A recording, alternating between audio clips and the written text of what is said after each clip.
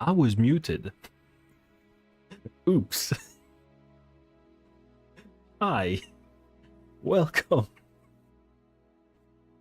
Yep, that's alive for you. So welcome, welcome, welcome. I hope you're having a nice weekend. Yeah, it's not you. I kind of just messed it up. Sorry about that.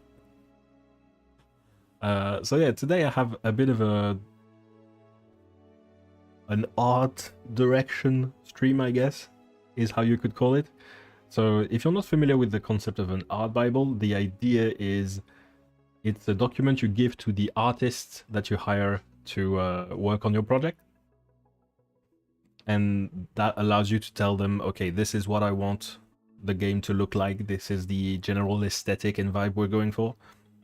So this is a part of putting a book together that you don't usually get to see, which means, one, it could be interesting. Two, I don't also see other game designers put art Bibles together, so this is going to be very much my own sauce, and I might be doing it extremely wrong.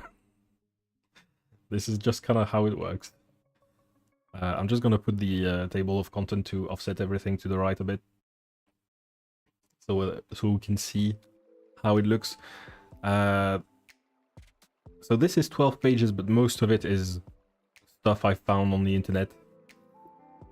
The idea isn't really to use art you necessarily own. The idea is that you use art that you find that matches the vibe you're going for, so that then artists can come in and make art that you can then own. This is a document I started about 6 months ago, where, like, before I even got started, like before I even made Flarefall public. So a lot of it is outdated and I need to update it. The thing is, I didn't want to touch it too much in the past couple of months, because the game was very much changing significantly. I had not even determined what the different factions of the game were.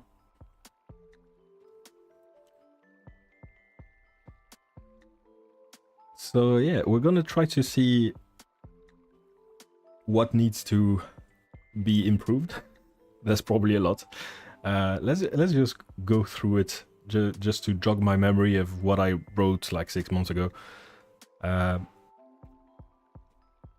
So the first thing is, I decided this game would mostly use vector style art for one simple reason, which is it's cheaper, so I get to have more of it. It's kind of a realistic and a boring reason, but yeah, it works for me. Generally, the more stylized the art style, the more you're moving away from grimdark and horror as themes. And I'm kind of okay with that, because one of the goals of this game is not necessarily to focus on, okay, this is post-apocalyptic and everything sucks and humanity is doomed mostly because of itself. The whole point of it, and there's actually a thing in the world building document. Oh, I don't know if this is working. Okay, yeah, this is working. The whole point of this system is mostly to put the player in the position of, you get to rebuild and you get to decide what gets rebuilt. That's kind of the main theme I want to have with this game. I think it's over here, yeah. Flarefall doesn't blame its apocalypse on anything we as humans could possibly control, so it's not like a nuclear apocalypse or like zombies which were created by some kind of weird scientific experiment. It's just the sun decided to remind us that, yeah, it's big and we're not. So it was expected, but inevitable. But what we do have control over is what comes next. How do we decide this world should be rebuilt? Will you repair what's broken or create something new? Your choices and agency are the paint that will bring this blank canvas to life. Oh, that was uncharacteristically prosy from me.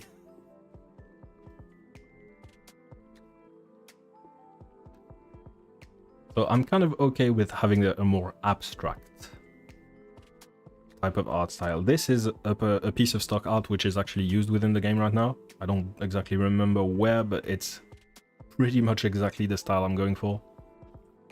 Where is it? I think it's the image I have for the strength character. Yeah, the vigor based character. But yeah, it's pretty much exactly what I'm going for in terms of style. And then I spend a bunch of pages defining exactly what attracts me within this style. So it's a bunch of like, there's a good bit of detail, right? It's very angular. You have some vector art which looks a bit more like this over here on the right, with blobby hands and blobby hair.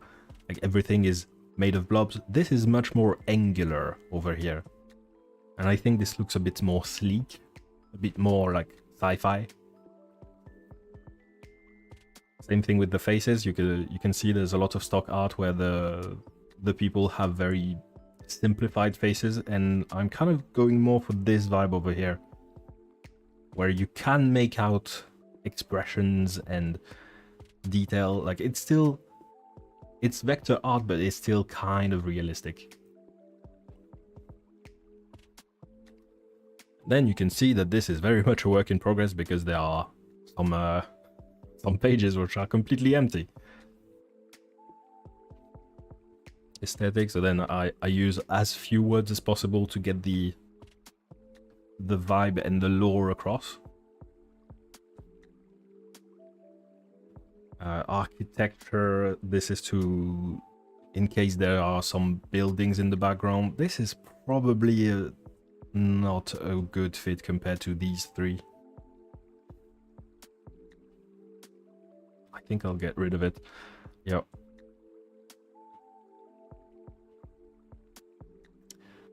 Pre-apocalyptic architecture. So this is what the world looked like before the flare. As you can see, it's a work in progress. The idea is this flare happened almost a century, 120 years in the future. So maybe there's some sci-fi architecture with like skyscrapers which are 10 kilometers high or something silly like that. Technology. Okay, so this is what should computers look like? What should holograms look like, etc. So I'm gonna need to find some examples of this. Fashion. That is probably the chapter I'm going to start with, because this is the one that changed the most since I started working on this project. Like, I did not have factions before, so I kind of went with my gut. But I think I can actually break it down by faction now that we actually have that ready. Like, we have the factions over here. I'm kind of on the table of content. Yeah, we have factions over here.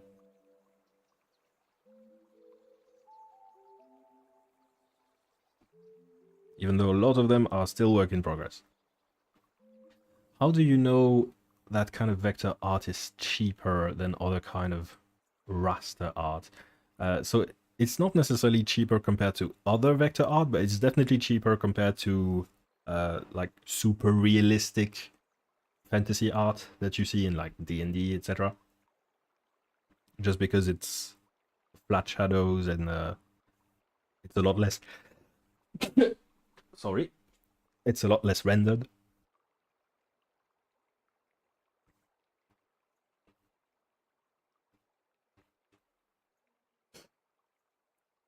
Oh god, the allergies are coming in. Okay, so I think I'll start with the factions first.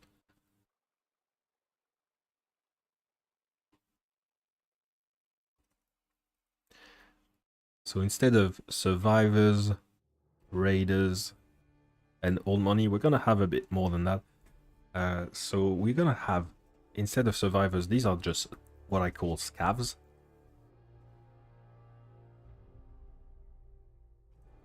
And I'm just gonna add like a line or two to define what scavs are.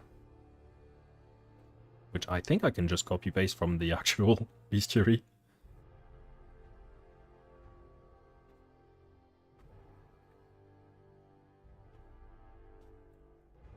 Scavs are your average wasteland survivors. Every single scav has seen their fair share of violence and hardship, as the few years after the flare were the toughest.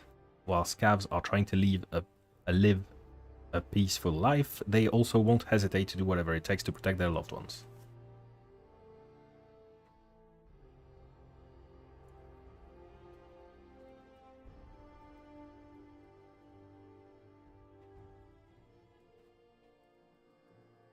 I'm just gonna add a note to say most player characters are going to be scavs.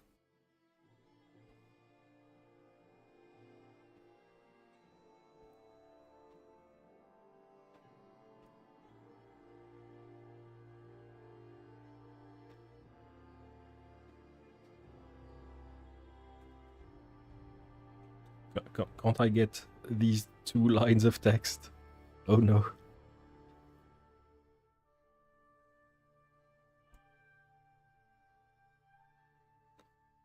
There are different fashion styles which depend mostly on which faction the character belongs to. Oh yeah, this is important. This is a disclaimer I had to add after some bad experiences on Fiverr a couple years ago. Important note, character art in a tabletop RPG should avoid the sex sells vibe and instead focus on getting players to want to play the game. In other words, they should evoke the feeling of I want to be this person, not I would like to make out with this person. Yep, that is the type of disclaimer you need to have with artists sometimes, unfortunately.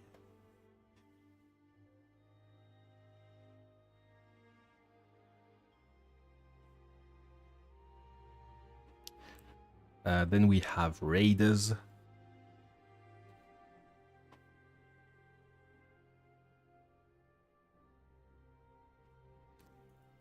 Same thing here, I think I can just copy paste the definition of raiders over here. That's the playtest document.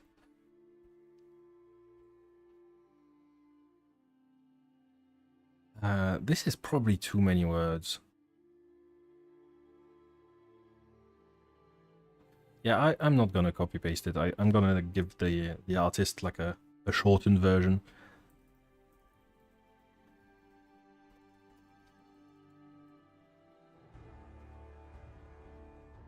So most of the characters the players will create are scavs.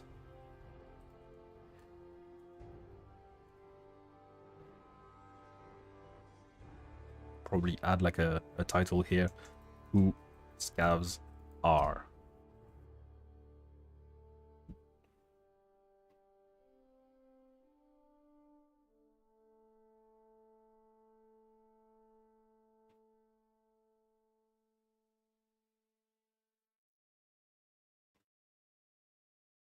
Scavs live in communities, in peaceful communities.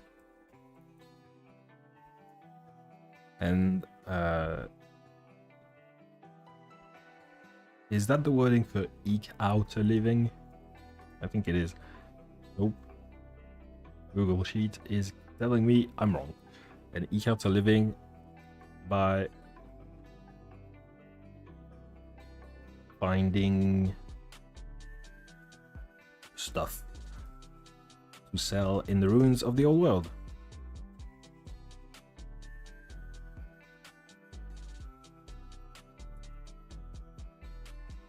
that's a shorter version. Raiders. So, same thing. Who raiders are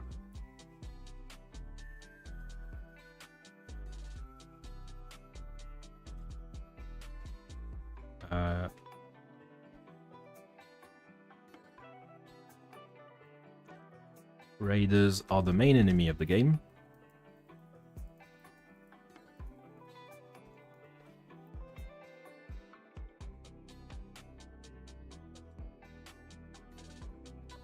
Instead of trying to rebuild the world,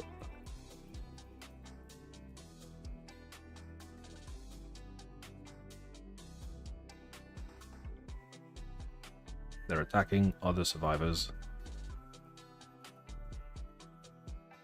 taking their food, etc.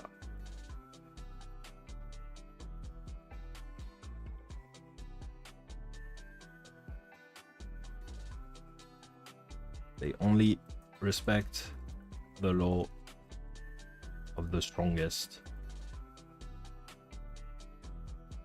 That's not actually how it's called in English. Survival.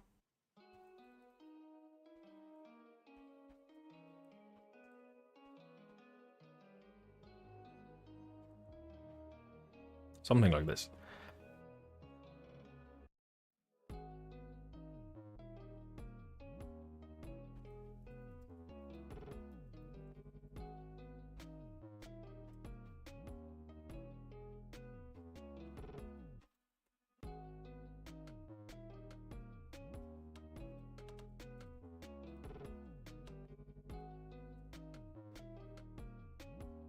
Survival of the fittest.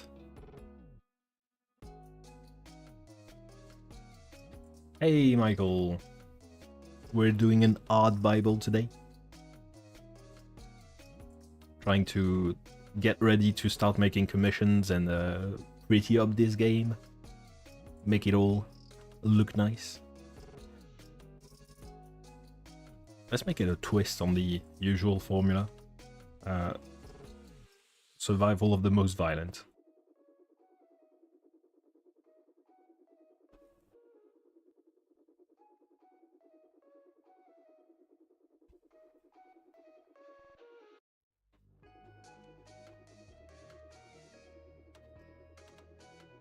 I don't have... Oh yeah, I do have albums of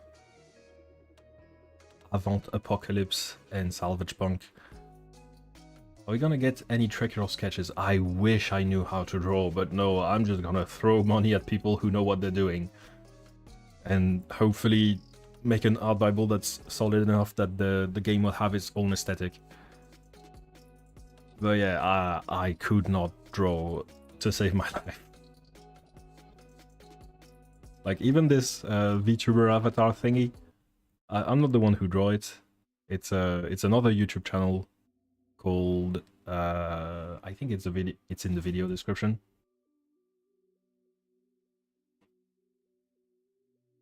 Can't find the video description from this interface. PNG tuber by Caffeine YouTube. Yep. I need to actually get back in touch with them. Actually, I wanted to have them make a bunch of emotes with this VTuber avatar. I think that would be cool.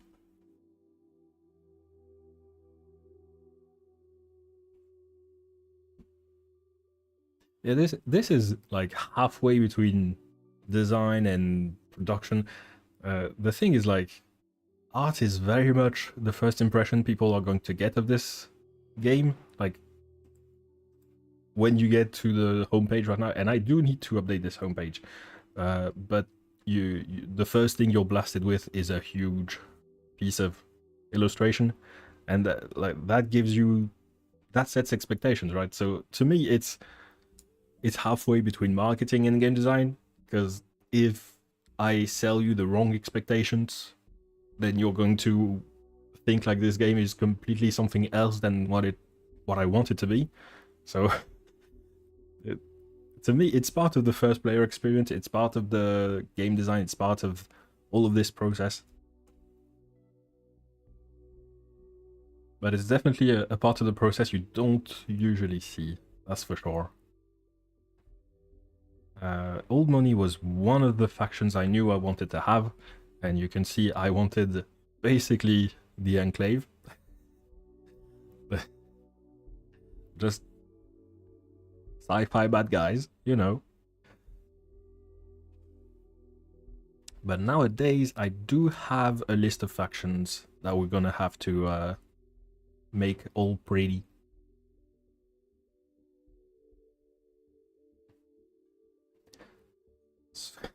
Oh, this one was actually one of the most interesting ones visually, I think. I'm not sure we're going to be able to find some actual art for this. It's gonna be difficult anyway.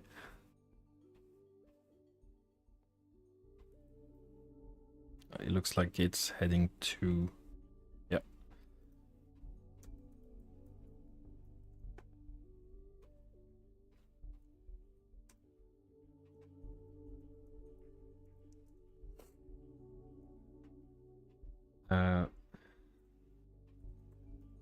This secret organization is just gonna give the exact vibe immediately.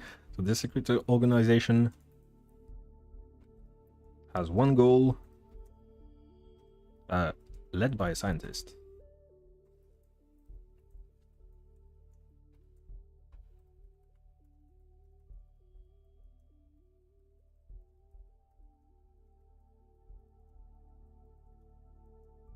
And to do this,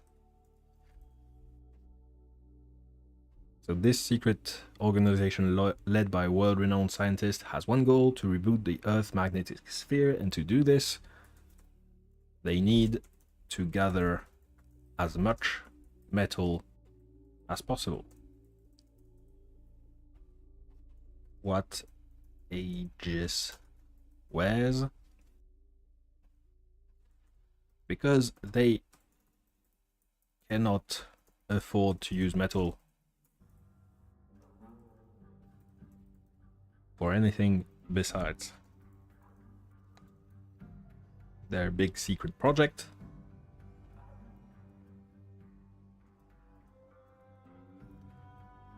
Aegis agents wear plastic and porcelain.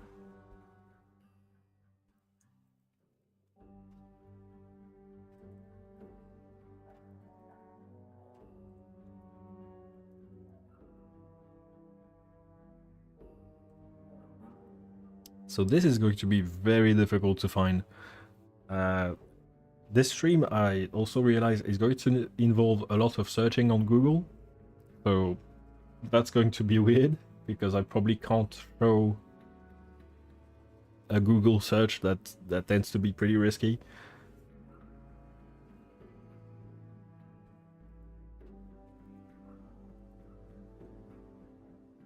What I can probably show is this website, which is incredibly invaluable as someone who is artistically challenged.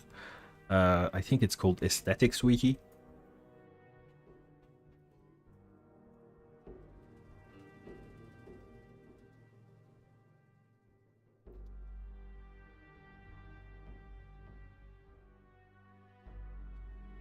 And yeah, you can find aesthetics by color,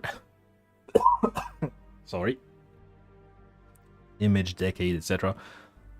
Since this is very much an aesthetic called where you're using porcelain and plastic, I think I want Aegis to have like this very pristine...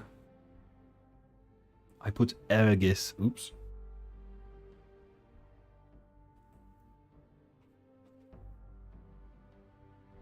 Like kind of the, if you're familiar with Fallout, the Institute, which has these very clean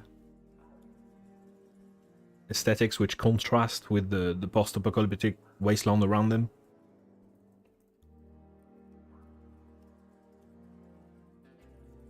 If I can find a good image that doesn't also spoil everything about Fallout 4 for those who haven't played it.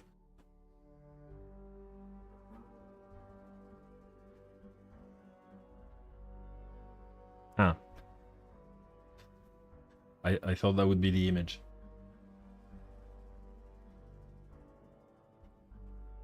Yeah, something like this, where the wasteland is dirty, etc. But the actual members of the institute are wearing these white coats, and they look like scientists who don't know that the rest of the world has gone to hell.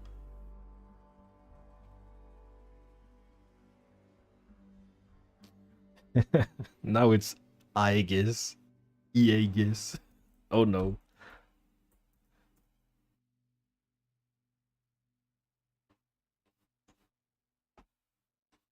So let's see a couple aesthetics. I have no idea what this is. I have no idea what this is. Dreamcore doesn't look like what I'm going for. Not this either. I'll check this out just in case, but I don't think it's going to be a good fit. There's 200 of them. Oh no. Minimalism, aristocrat.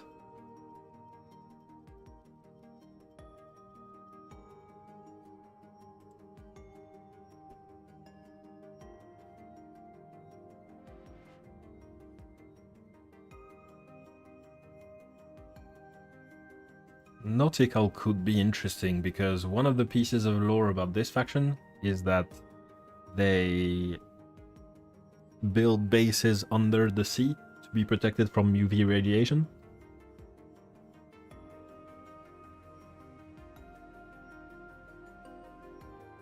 Let's check out this. Chrome core, shore.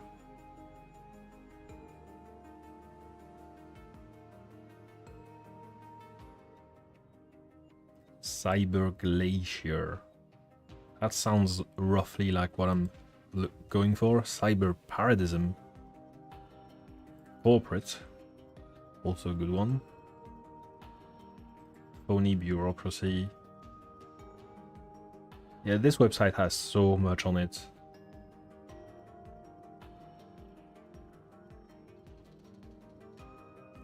Dungeon Synth. I have no idea what this is. Let's just check it out and see.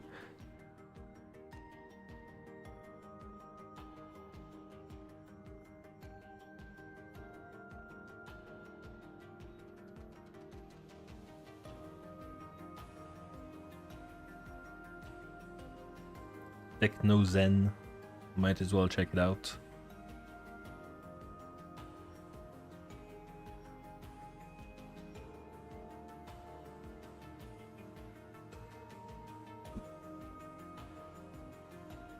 Ice Punk. Is that a thing? I don't think it's going to be a good fit, but I want to check it out just because I'm curious. Winter, no.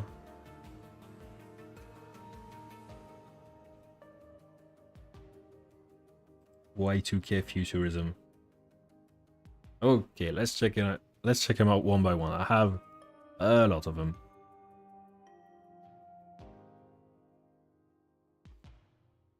Okay, so usually they have some examples. So this looks like it's more an aesthetic for UI rather than a fashion style. So probably not.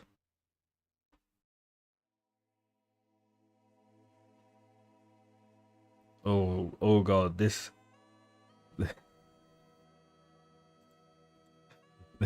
oh no. This is what the future looked like in my childhood.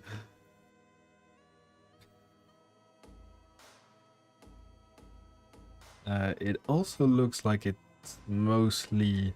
Oh, we have... Oh, this is useful for architecture. Yeah, this is a Selfridges building. I've used it in a D&D campaign, actually. Because I had a campaign take place in Birmingham. Great dungeon. It's a very apocalyptic city, if you've ever set foot here.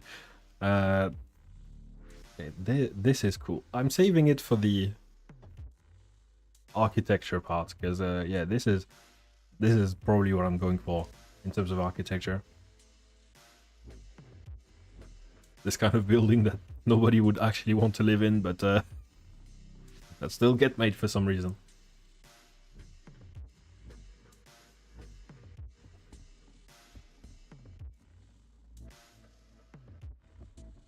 Okay, yeah, no, that's not what I'm going for Aegis.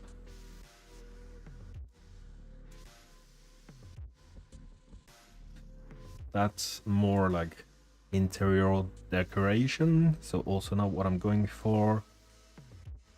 That's a bit... No, that would be good if I was going for like Victorian era stuff. That doesn't look like it's going to be a great fit. That's also interior decoration.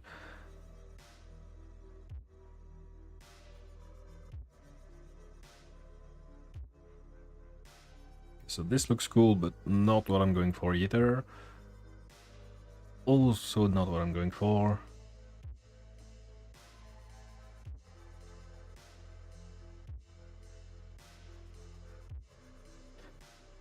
This could be interesting to save for the items that the Aegis faction carries with them.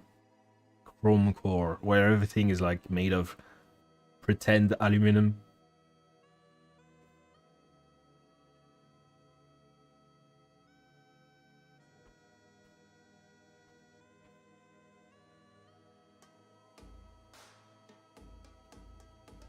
Oh, there was a lot of examples here. Yeah, no, probably not the right aesthetic.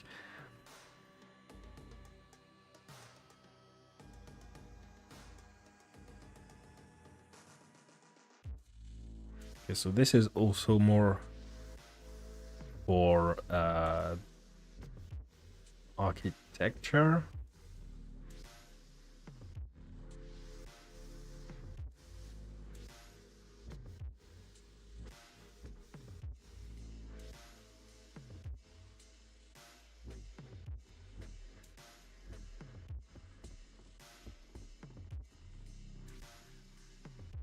Actually, what he's wearing here is pretty much perfect. Is that Days of Tomorrow, I think? Or something like this? I don't remember the name of this movie. Oblivion, apparently. That's Elysium. Okay, yeah, that is a really good fit, actually. Not everything here, but this is perfect. This is pretty much exactly what I'm going for Aegis, I think. Right? It's ambiguous whether or not any of this is metal or plastic or anything. It's just coated in this ambiguous sci-fi aesthetic.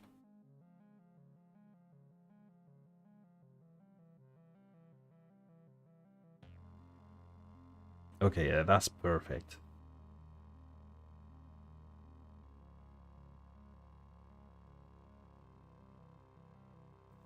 Corporate, no.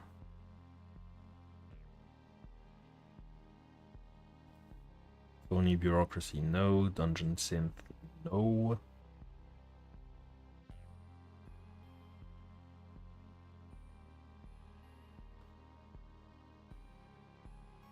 That's almost a bit too zen and not enough techno. So not techno zen, not ice punk, I can already tell. This I think I had already opened somewhere else, so no.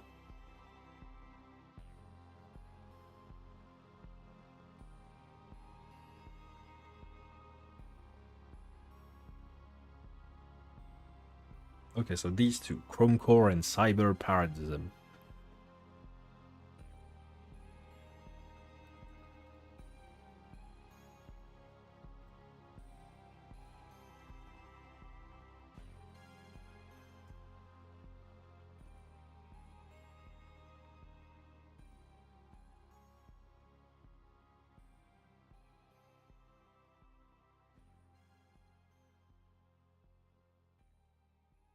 Is there a good shot from this Oblivion movie? That showcases like the costume and the faction of it.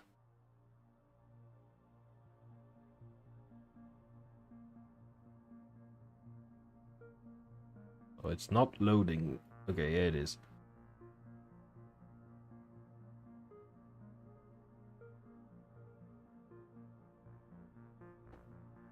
No, that's too metallic.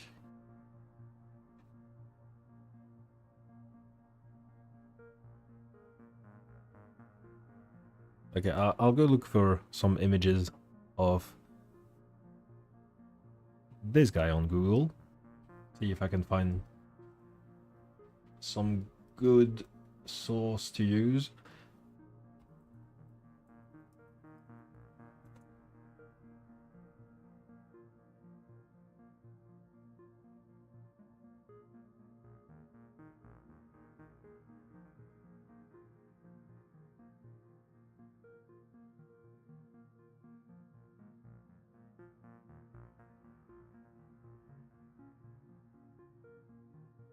There's lens flare everywhere in this movie is the problem. So you don't really get a clean shot of it.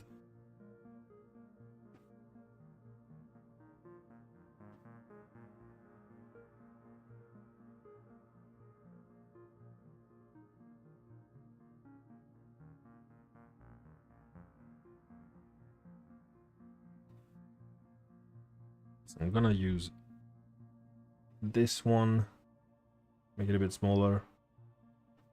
If I can find like a portrait where we really see him well.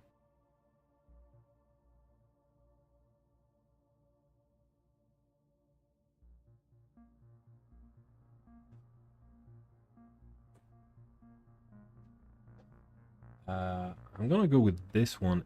Oops. Except I'm gonna cut it. Is there a way to do? Nope. Alt maybe?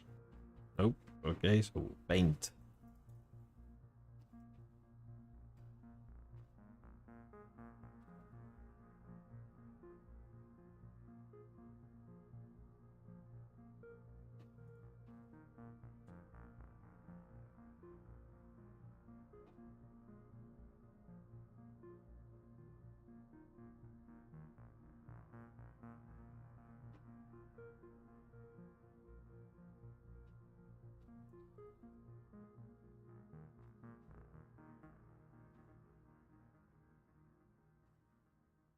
Check out Cosimo Gagliuzzi's stuff. Is that an artist? I'm gonna Google him real quick.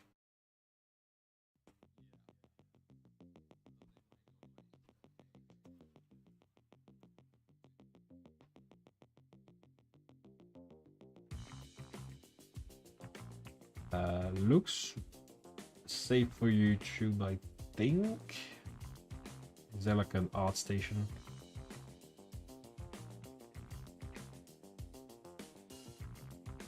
It has less stuff than the website, okay.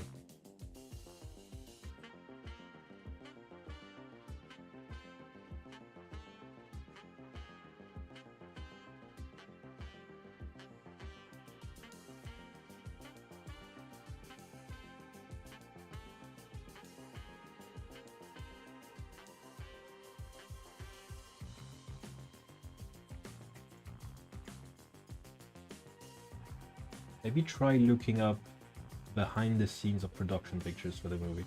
I think with those two shots, I'm already getting a lot of the vibe across. So I think it's fine. I kind of want to find other sources of similar vibe. I mean, the Institute from Fallout is probably a good one as well. But let's check this artist out. They've got some really cool stuff.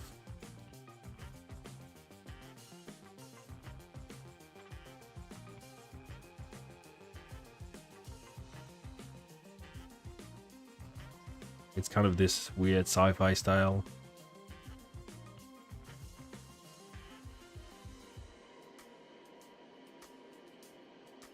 Oh, come on, Instagram. Let me browse like a normal person.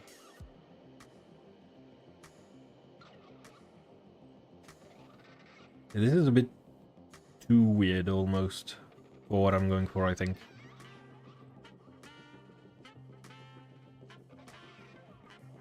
That's a cool suggestion. An artist I didn't know about. Prometheus. Oh, that's another style.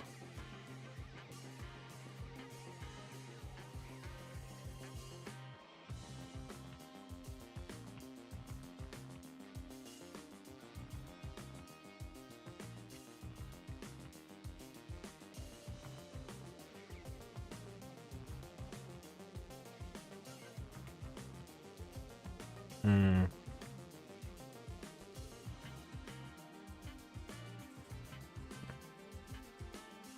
That does remind me, I think there's some Star Trek uniforms which are probably the right style for this.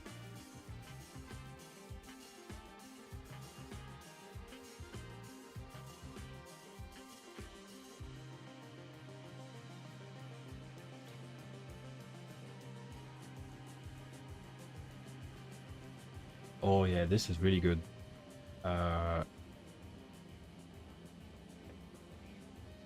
This one I think is a really good vibe.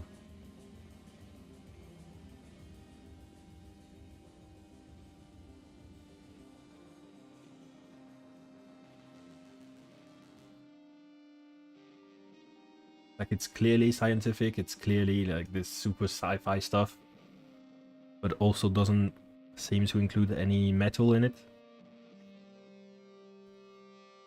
Should add a bit of a description here.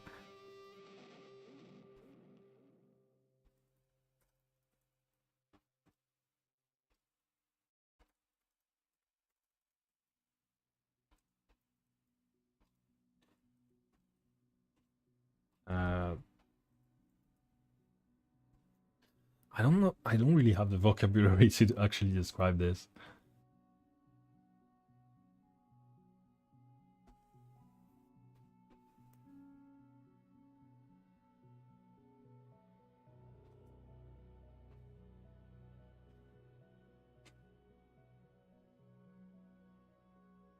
The engineer species in Prometheus.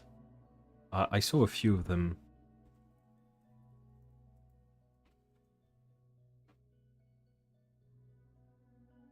But they seem to be either naked or wearing a bunch of metal stuff.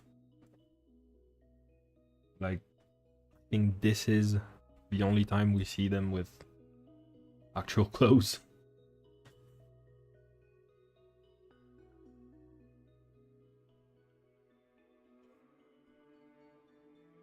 And this faction, the Aegis faction, they're still human, so like the vibe they've got going on with their heads, it does sell the idea that they're very alien, so probably not what I'm going for here.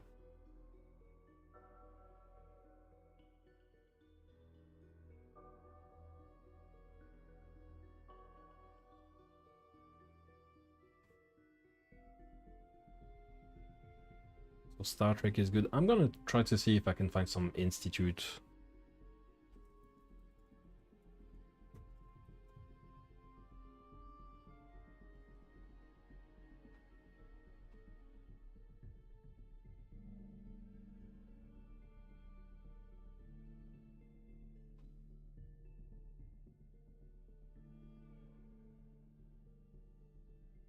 Actually, this is pretty gorgeous, just to sell the idea of the kind of stuff they build.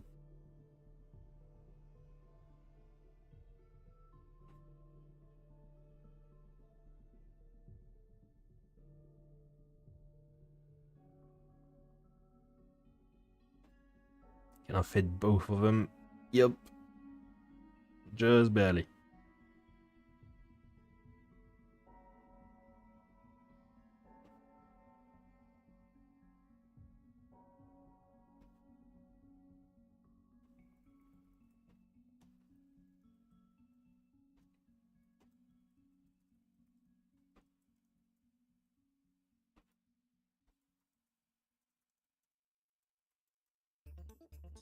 Needs to be white. Clean of detail.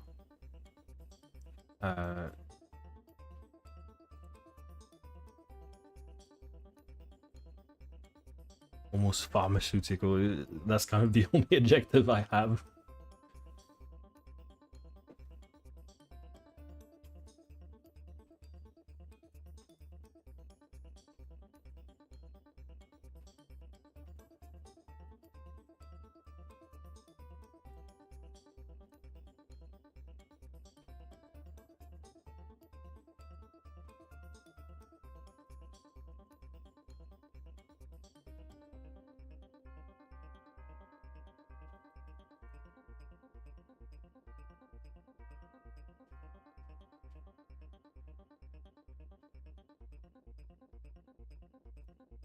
I think that kind of works for me.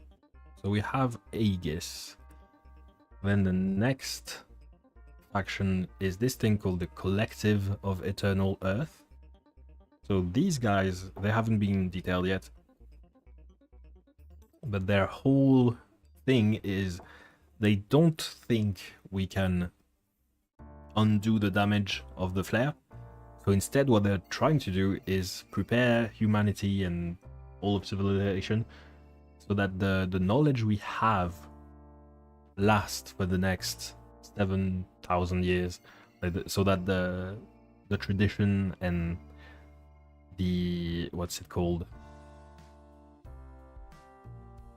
basically they're trying to create an oral tradition that will persist until all of the damage just naturally fades away and Earth has a magnetic shield again. So that's kind of their deal.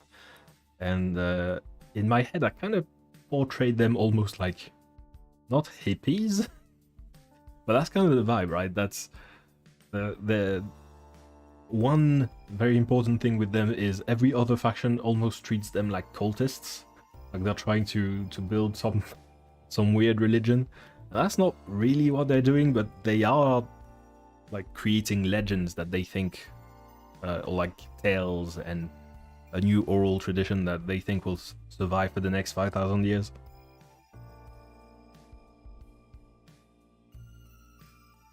So let's go through the list. And I already have an aesthetic that would kind of fit them. So for the raiders, I have two aesthetics here. I have the salvage punk, which is the more classical raider, and I have this thing called avant apocalypse, which is a bit more sci-fi, take on this. So I think I might just co-opt this and make the collective use this kind of aesthetic, just to separate them from the raiders.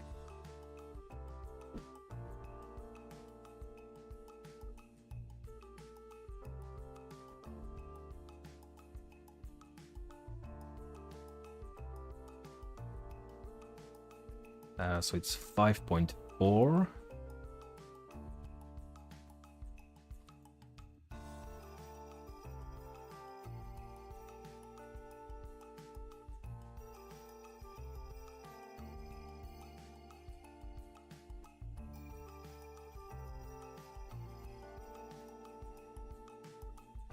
And I'm just gonna copy paste the description I already had for this, because I think this is a really cool aesthetic.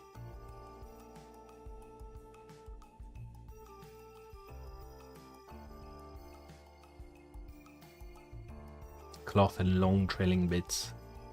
Yeah. Kind of makes them feel this halfway point between like super sci-fi and also kind of mystical and not religious, but like spiritual.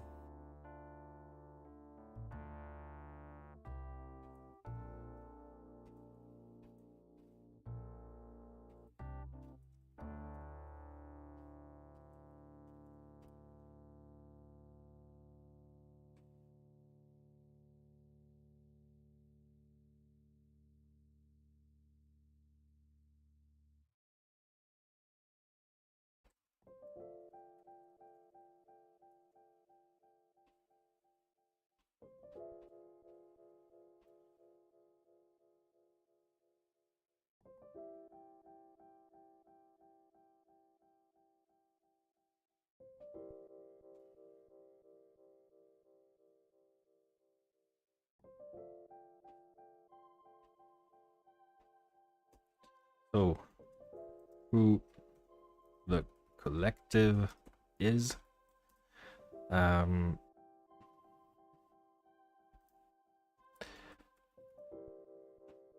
They are a faction which believes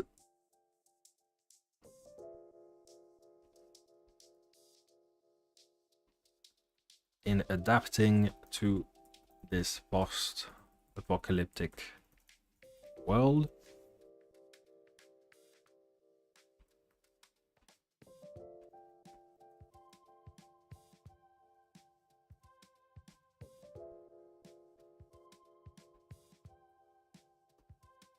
By creating an oral tradition and quasi-religious culture that can survive,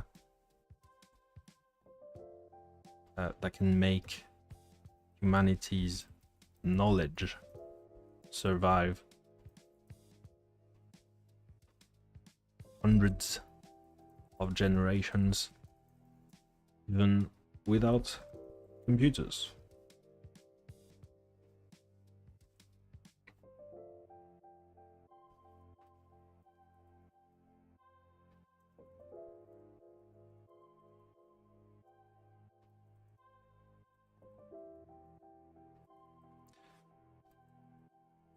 Their goal is to make sure humanity survives until the effects of the flare subside.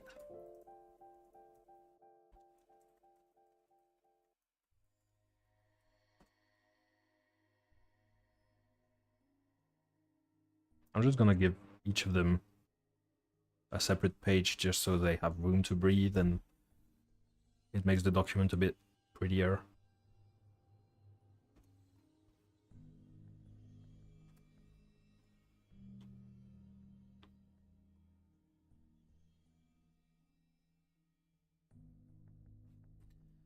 So how would you describe this?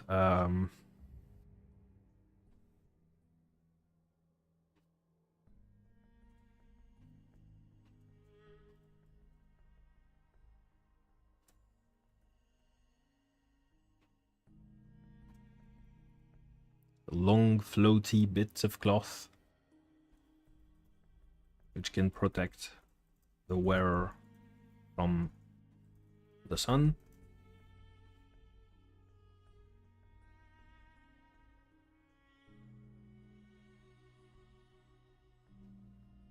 And that's kind of why I went with June as well, as an aesthetic inspiration. Like, this particular outfit to me is exactly what I want.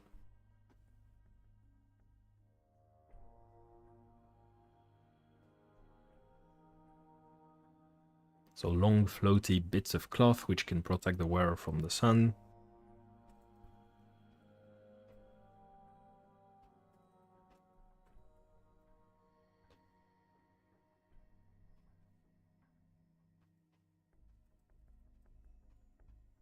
How do you call, like, knitted but for something other than wool, like a more like thin threaded fabric?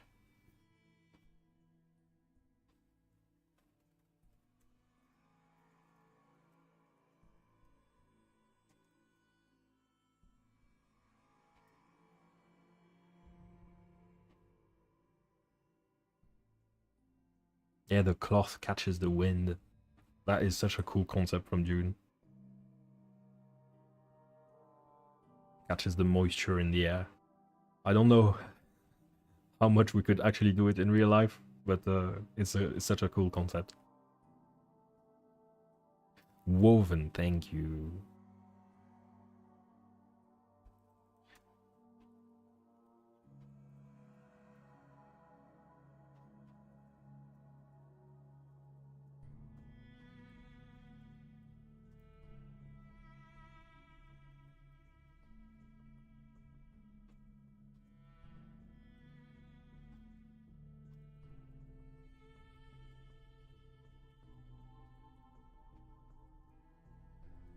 The idea is that raiders kind of pick whatever they find from the wasteland, and in contrast to them, the collective, like, they're actually making new outfits after the flare. They're actually adapting to it, not just picking whatever is laying on the floor, because like those ruins, they're going to be picked clean by the third or fourth generation. Like there's not going to be anything left for their grandchildren.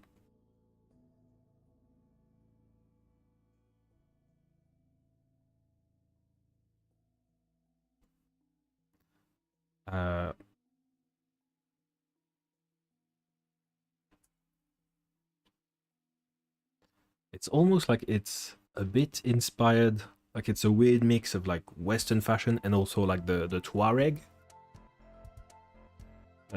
traditional outfits, because like these are very much designed to protect you from the sun if you're going to walk basically your entire life in the desert. Like you're going to want to have some specifically made stuff to protect you from this.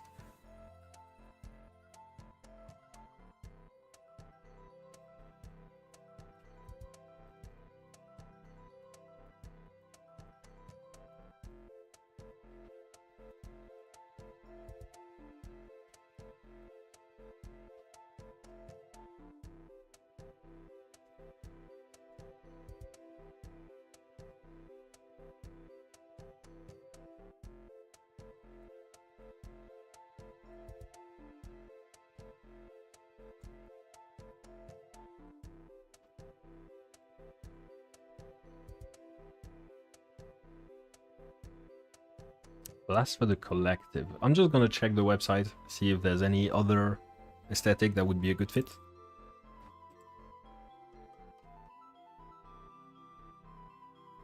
Oh, by adjective, that could be a good one as well. Creepy. I'm gonna move to the other side, just so we can actually see the list. Futuristic. Let's open this category, because I'm gonna get a lot of mileage out of that one. What's alternative? I might get some mileage out of that one.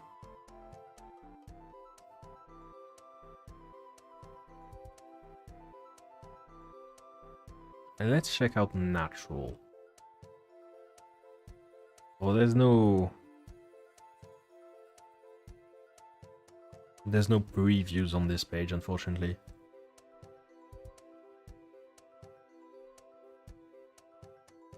Let's check out Solar Punk. Maybe they have some nice outfits in there.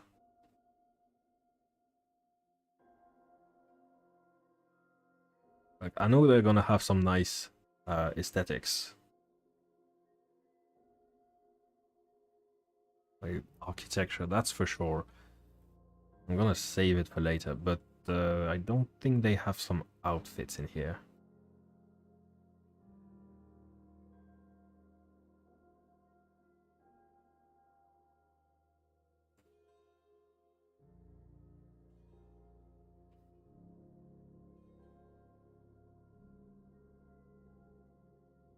Yeah, no, doesn't look like they do.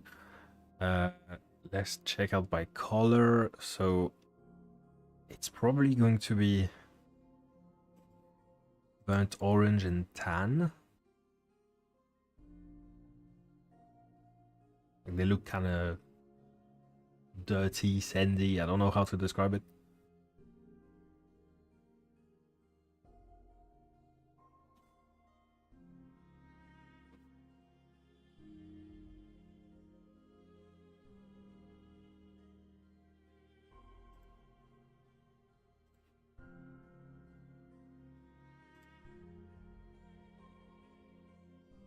So what's this? Cryptid core. Is this basically just Indiana Jones?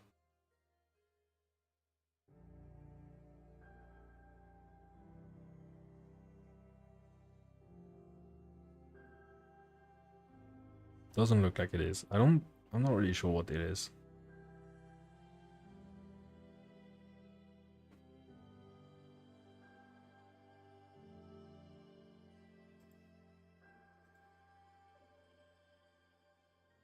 Okay, that's techwear. I've already got a faction that wears this.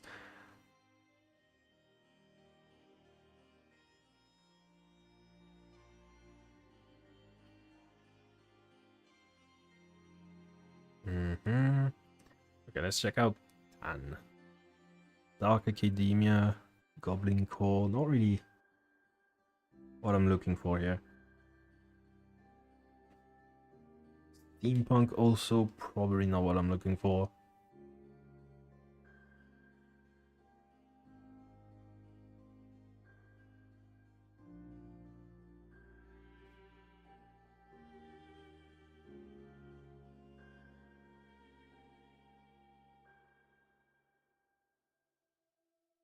What's preppy? Is this like Doomsday Prep?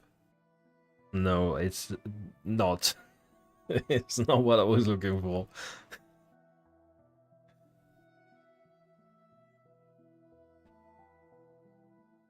Let's check out Desert just in case. Sandal Punk. I don't know what that is, but might as well check it out. Rift Core.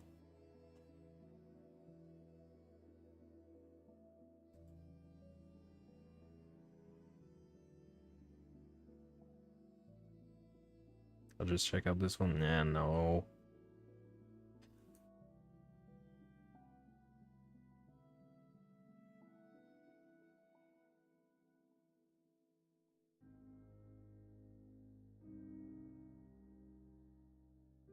What is this aesthetic?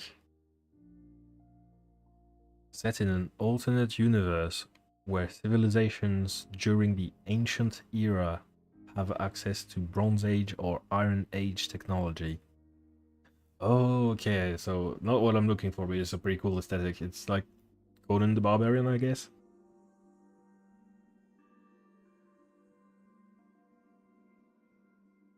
Okay, that is pretty sick.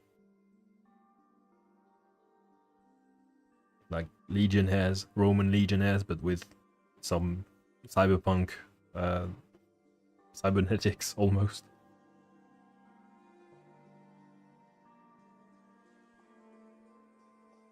Okay, so absolutely not what I'm looking for. Rift Core, so that's a bit too urban. Yeah, I think I'm just gonna stay with Avant Apocalypse,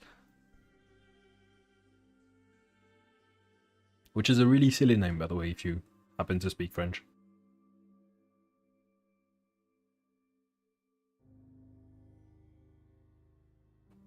Okay, next faction.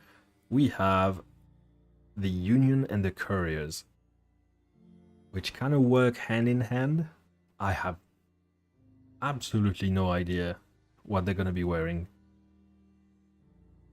If the faction is going to be sustainable, they want to be making their own stuff and relying on that, then they could look at natural or plentiful materials as costuming. Mass produce or factory might work for it.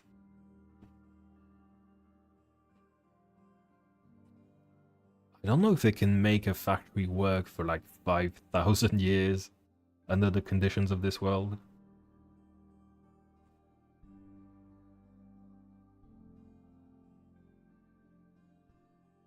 I also have a lot more in this album. Just gonna check off stream real quick if it's safe. Yeah, it's safe. It's actually the website I've been browsing. Yeah, there's a lot. It's very fashionable too.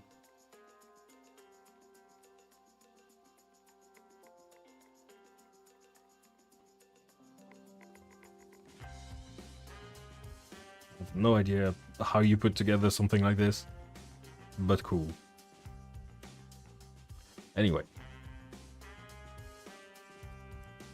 What kind of aesthetic would be nice for the Union and the Couriers? So these are two factions which are very related.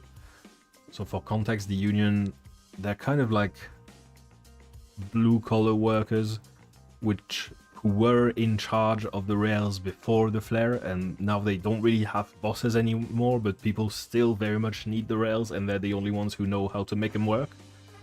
So they kind of found this nouveau riche type place in the world where they were at the right place at the right time to benefit from the flare instead of suffering from it. Derelict from Zoolander. Let me just Google that real quick.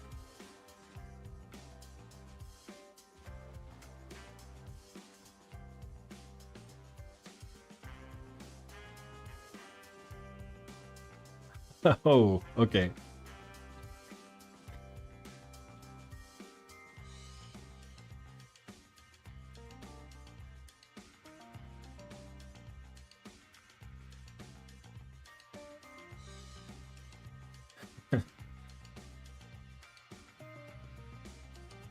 I feel like somehow that's kind of a good fit, almost. I mean, it is kind of silly. Like, it's played for laughs in the movie, but almost kind of works.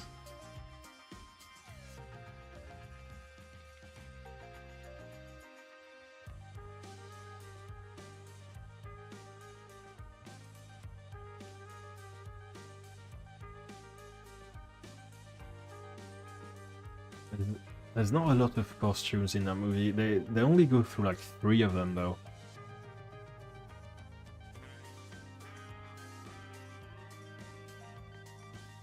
Oops. Oh yeah, that's a Google Chrome. They don't have an album, they just have this one screenshot on the Fashion Wiki.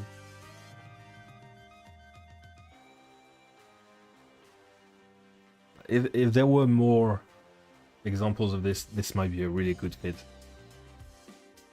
But yeah, for the Union...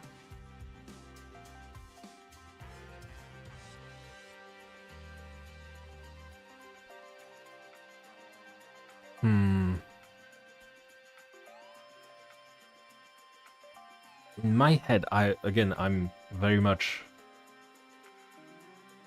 a Fallout fan. So in my head, I kind of had them pictured a bit like the mayor from Diamond City, if that makes sense.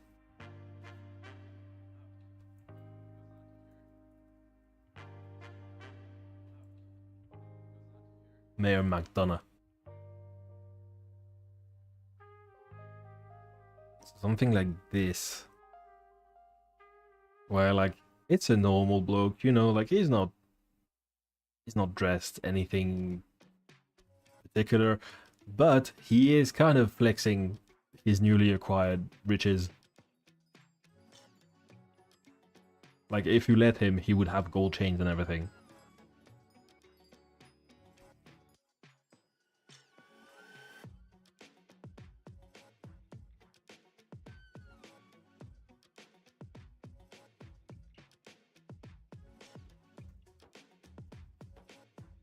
So 5 point, I think it's 5 at this point.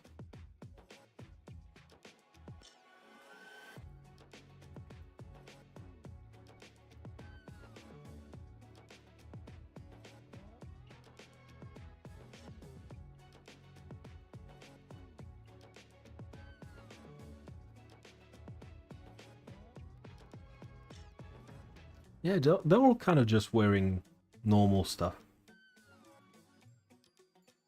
So who the Union is, just to sum it up to the artist. A former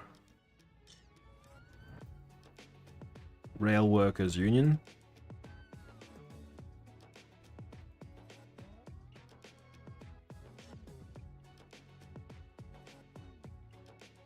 After the flare, they didn't have bosses who answer to, but they had skills which were vital to a lot of people.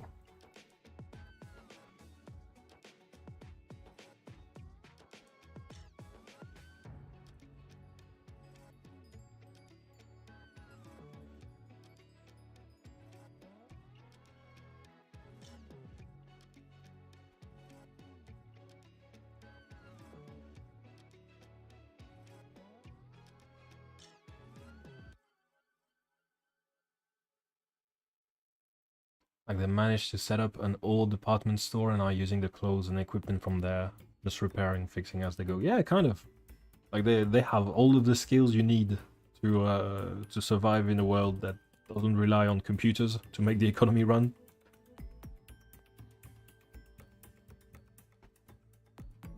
Also makes it look like the raiders had to go out of their way to find those ripped and rags. I'm not against a bit of visual, how do you call it, like conveyance, affordance.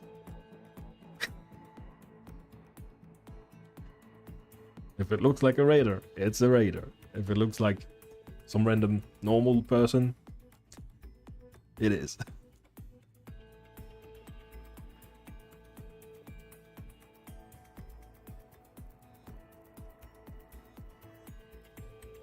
Maybe big hats to protect them from the sun. I almost feel like being this kind of nouveau riche faction, they would send their underlings to like their contractors to work in the sun, but like the people who actually have the skills, they would mostly like stay inside and party all day. Like kind of the central theme of this faction is you finally had a chance to seize the means of production and all of that nonsense.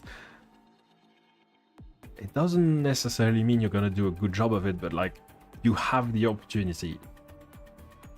What are you gonna do with it, you know? Some people are gonna just spend their day partying and benefiting from the opportunity. Some people are going to try to look forward to the future, etc. Like, it's not necessarily a very unified faction. It's a faction that's very much driven by the individual personality of its members.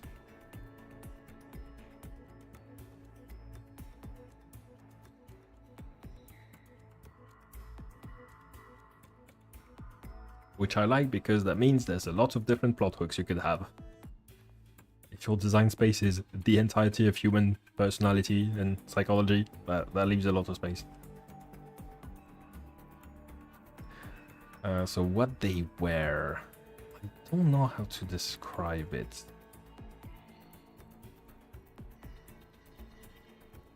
Which means it's time to go through the aesthetics wiki.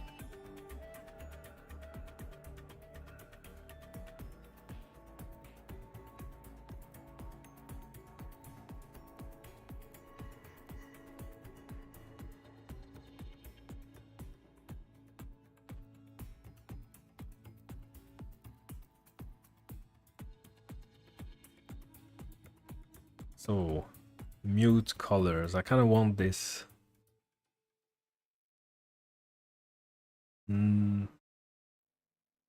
What is this? Nucentism.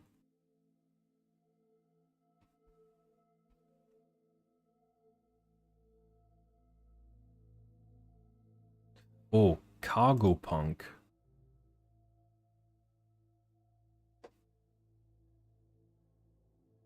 Oh, they don't have outfits for this. That would have been so good if they did. Gotta go. Okay, there. See ya. Have a nice Sunday. Let me see if I can find some cargo punk aesthetic like outside of this website.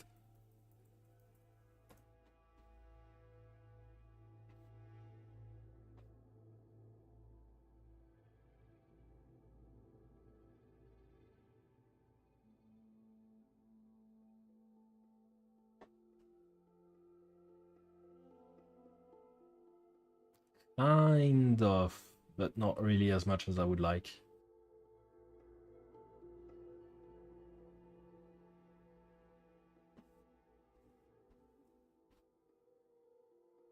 There's also a lot of AI art on Google.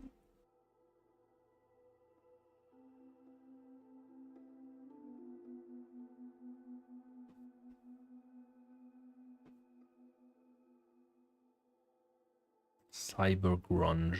Let's check it out just in case.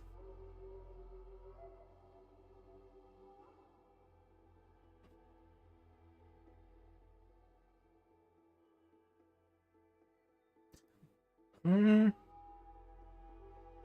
That could work for the scavs. I'm just gonna save it later.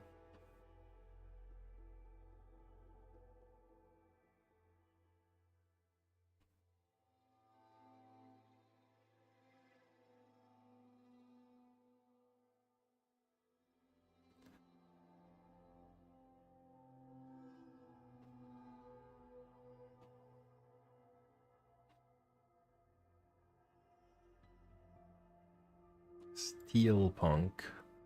That does sound pretty industrial. So that's a maybe.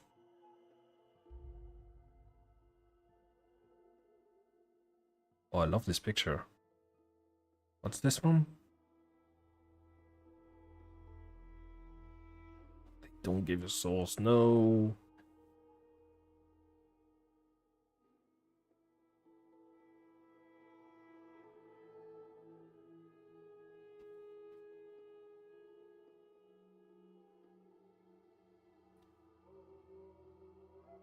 So I'm saving it because I think I'm gonna get some use out of that one. But not for the Union.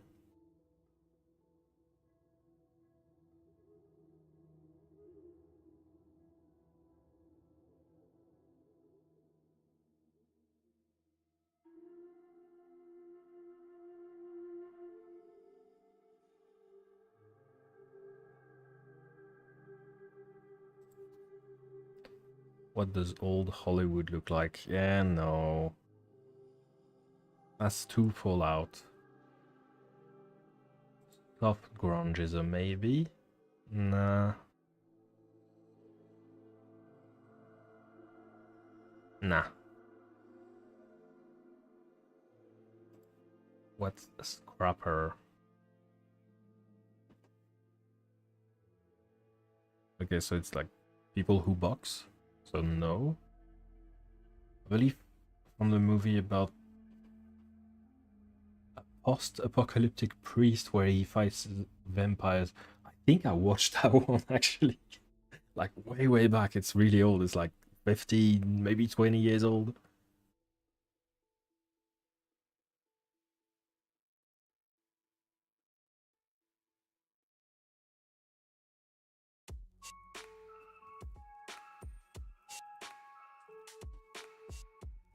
(2011), almost 15 years old.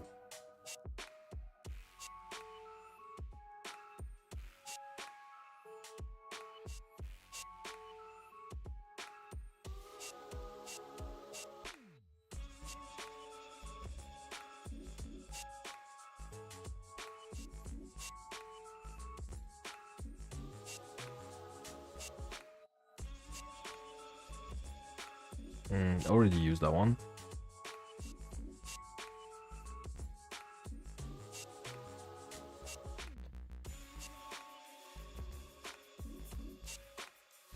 What's health goth? Oh, Yakuza could be a good one. They have this, like, wearing normal clothes but also kind of showing off vibe. That could be good.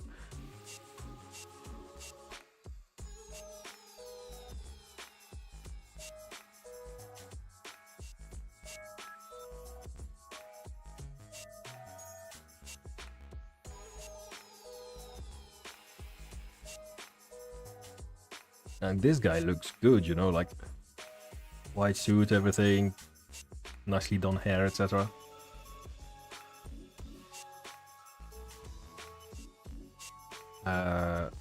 Is there like a mafia aesthetic that could work as well?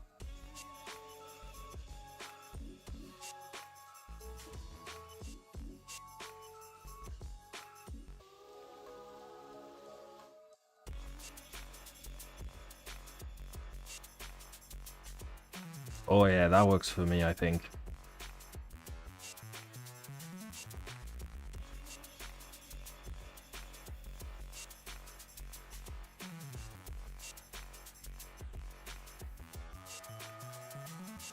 Yeah, let's go with that. I think I'm gonna go with that for the Union.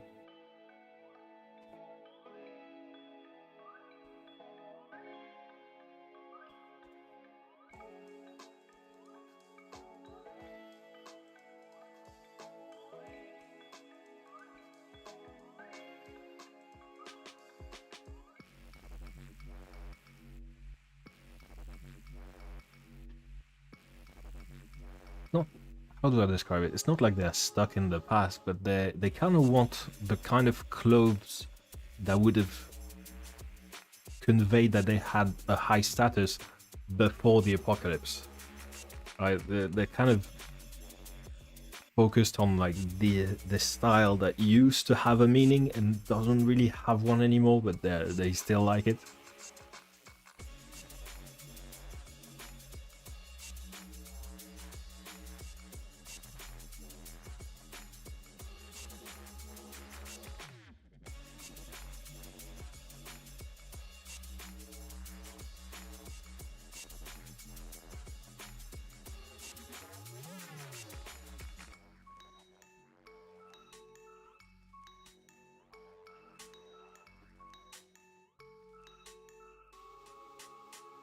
Just polo shirts and jeans. I mean, that works. They want to not broadcast. They want to show off their new found wealth,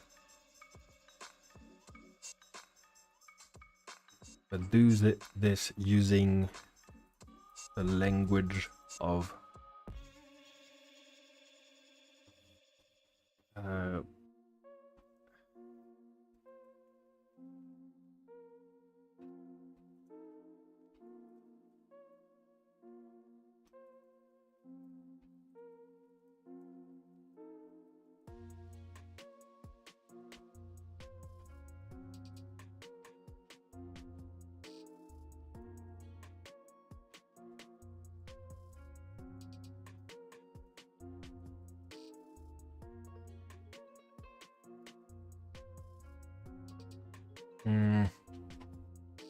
not really sure how to phrase this.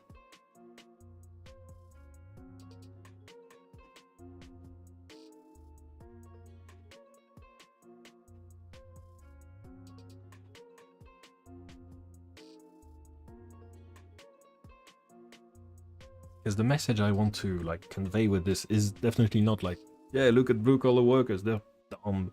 Like that's not what this is about. It's more like power corrupts, you know, like, so even if you've been on the receiving end for all your life and you suddenly get a lucky break, you might just get tempted, you know?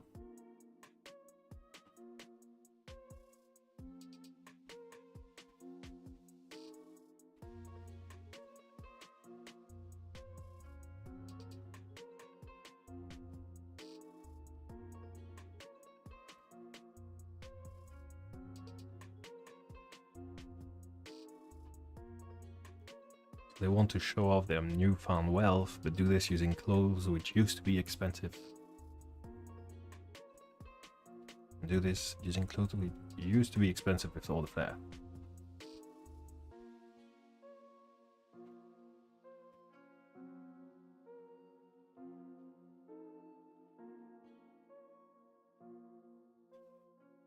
That kind of works for me. So let's go with that.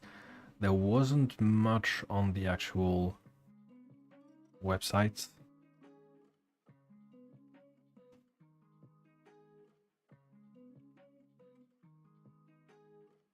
Should add a thing that says like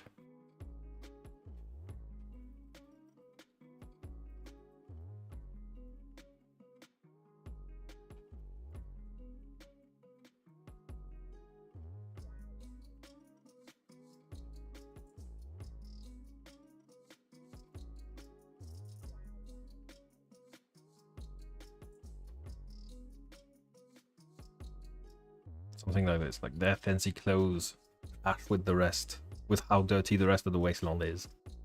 Something like that.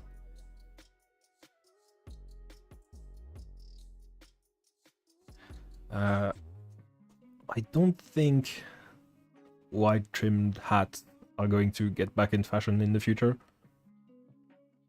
So this exact thing, but without the hat, would be perfect.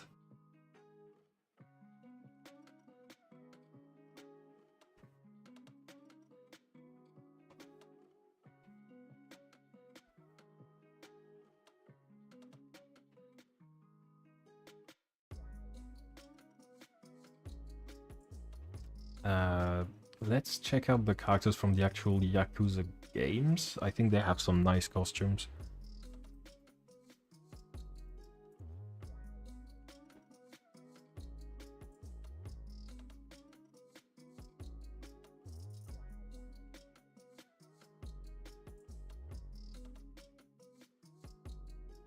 If I can have an NPC dressed like Majima, that would be kind of sick.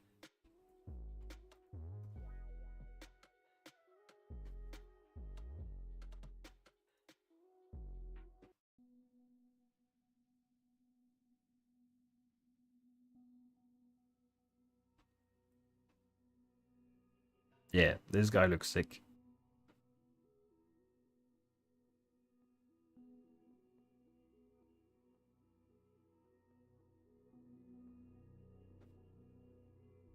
Actually, this one is is basically the exact same image except thinner, so I might get to fit more on the page.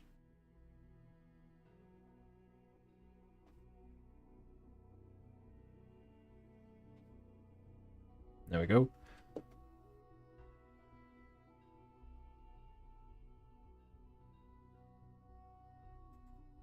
Oh, it's this guy from YouTube. I love how he dresses as well. What's his name? It's not on the Reddit post where I found this.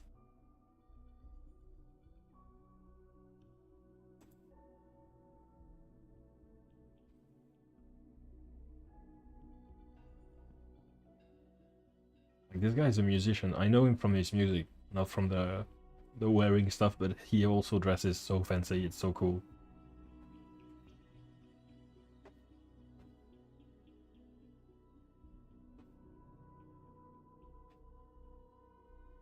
Alex Mukala, yeah.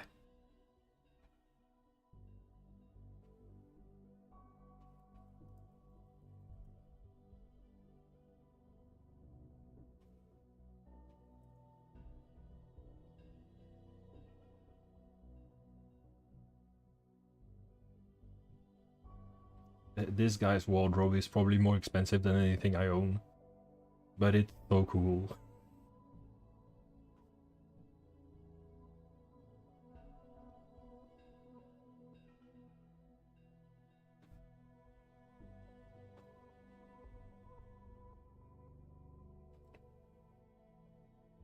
Like, look at this. This is perfect. This is exactly what I'm going for, I think.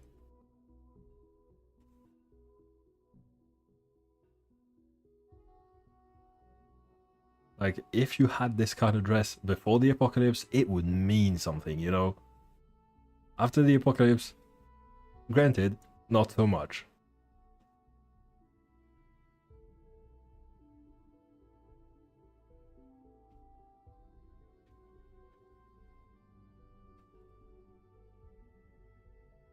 I like the...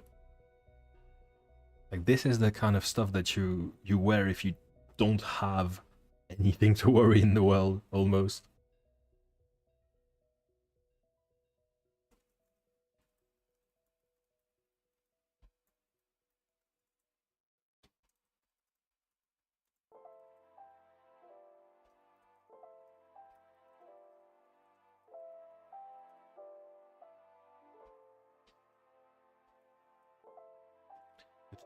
It's not like it's not normal. Like, it's unusual for wastelanders.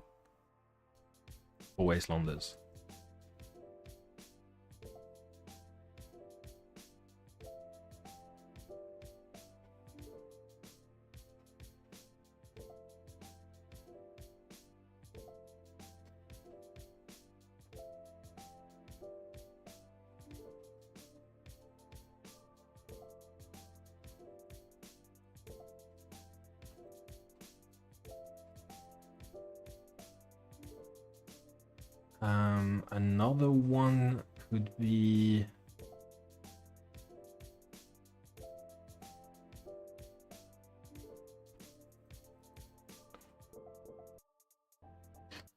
so there's this artist called Chan Mina who has, I think, the right aesthetic for this.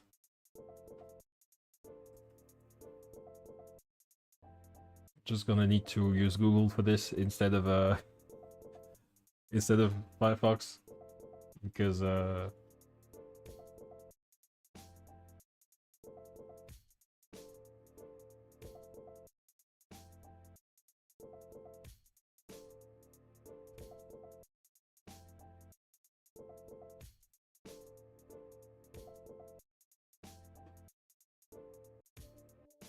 she has a song where she plays as like a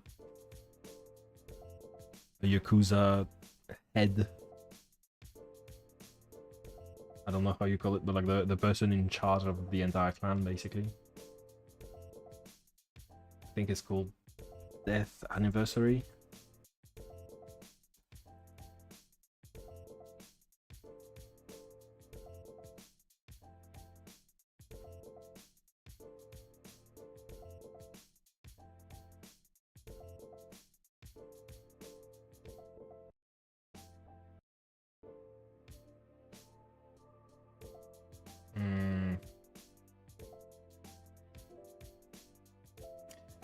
I can't find what I'm looking for, so probably can't drop this.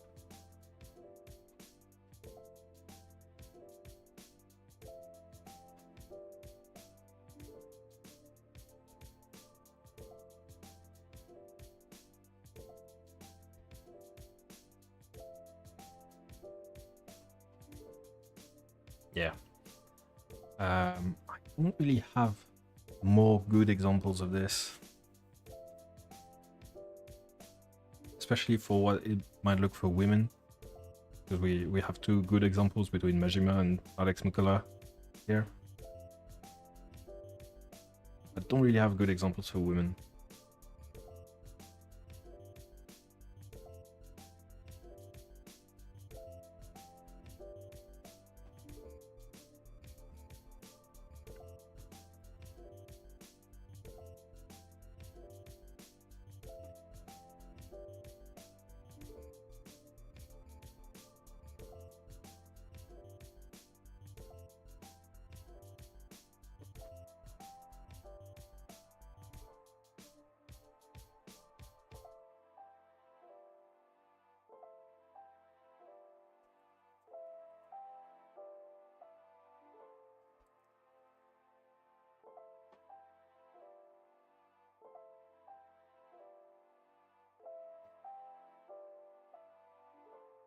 Yep, no good examples. I also searched for like noir movies with women in them, but yeah, no, they mostly wear dresses.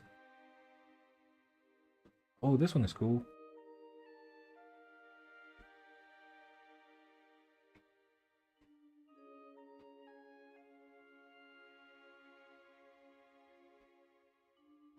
Oddly enough, like this is the style that is probably the closest to how people dress in real life, but I'm finding the least examples of it.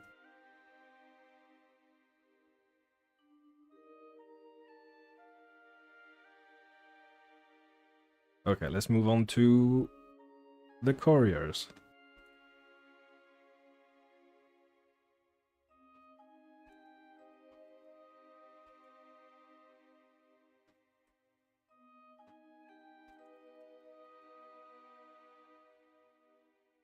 So this is the last faction I have detailed a bit. There's going to be a few more factions in the game as well.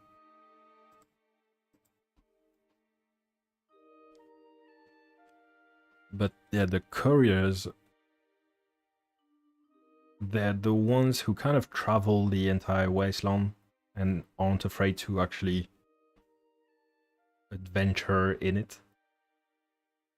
They ship information, they ship goods between different settlements. So they're pretty important as well.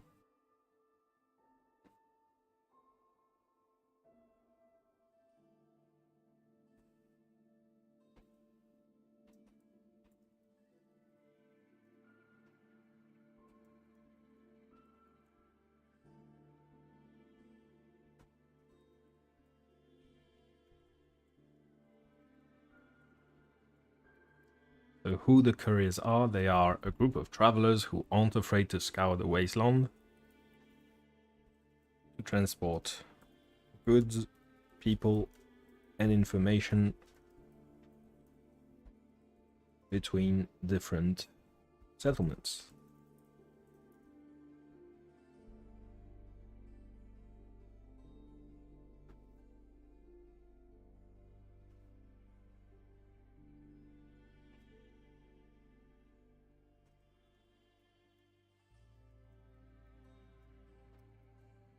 They make a living protecting convoys,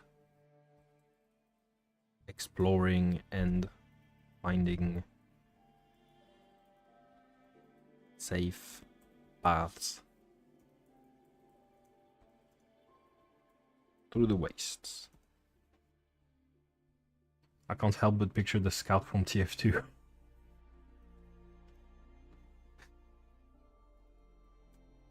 Let me just get an image.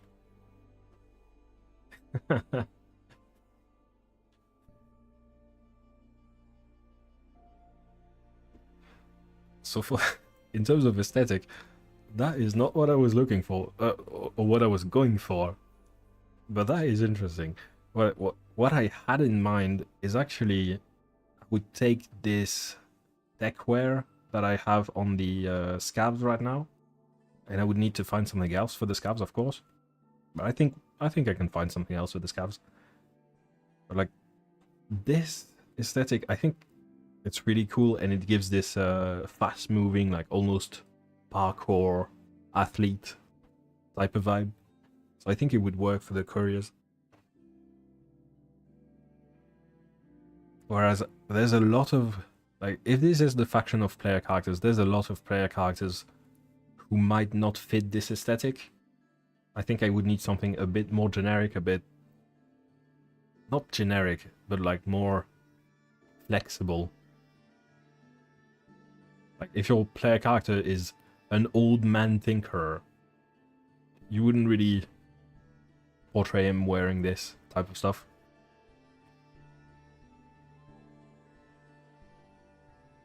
So I think that's kind of what I'm going to go for the couriers, which means it's copy paste time.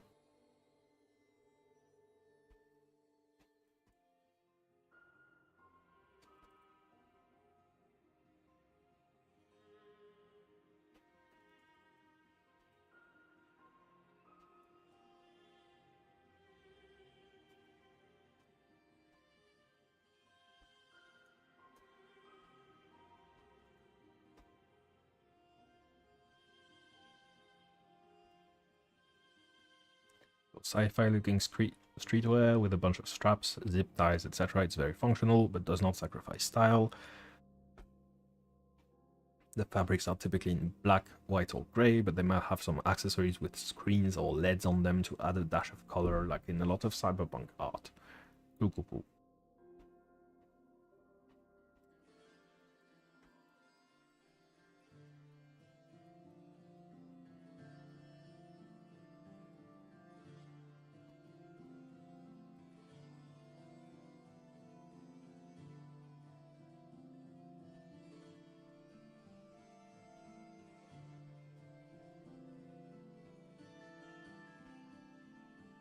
Something like this. And these guys tend to work for these guys.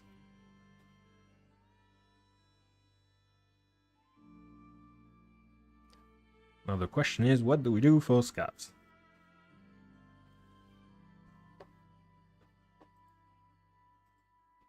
So Italian Mafia, which is... Oh, I should use this as well. This is kind of what made me want as well to use techware, because this is techware-ish, and like he's on the motorbike, so that's typical courier stuff.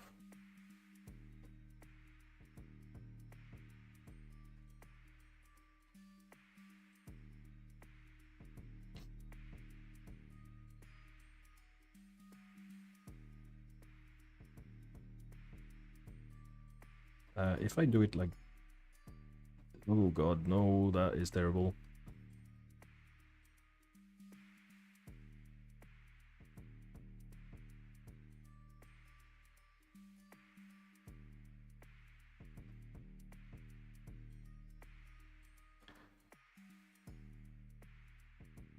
I'm on Google Chrome.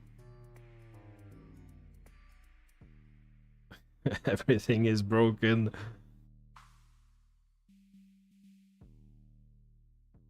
I can't get it to work. Okay, let's just go like this. Put it on this side. Why? The way Google Chrome does image positioning is a big mystery of life.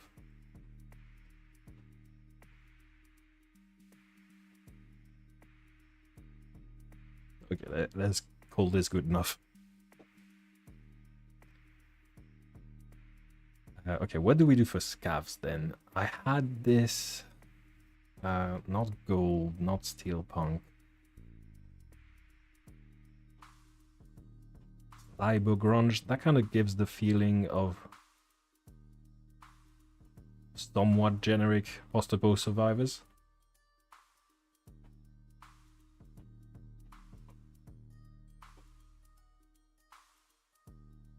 There's not a lot of examples of men wearing this type of stuff in the examples, just this one. So I might have to resort to a bit of Googling. But that kind of works for me, I think. Like for generic, peaceful, I just want to make a living in the wasteland type of people.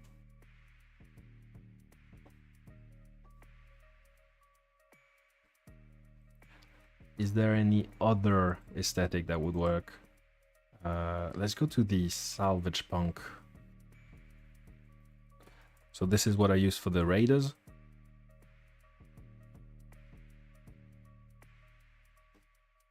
But what this website does is sometimes it also gives you like slightly more tame examples.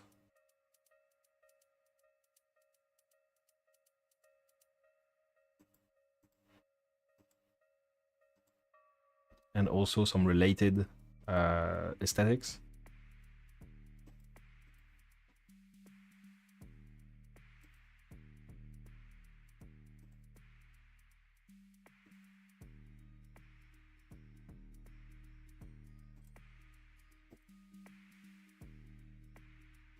So what's post-rock? Not what I'm going for.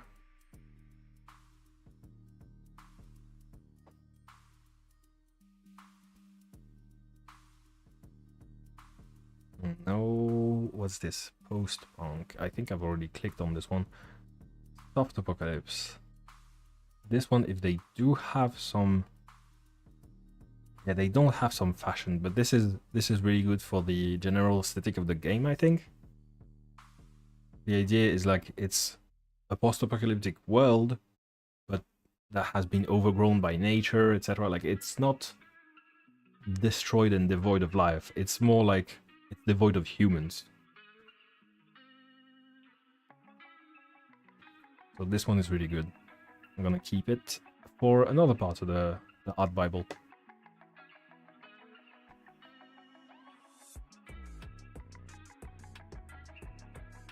Oh god.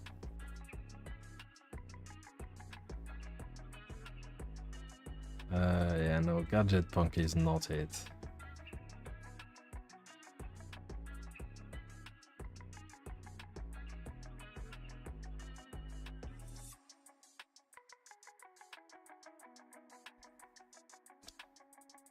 So a slightly just more tamed version of salvage punk would probably work.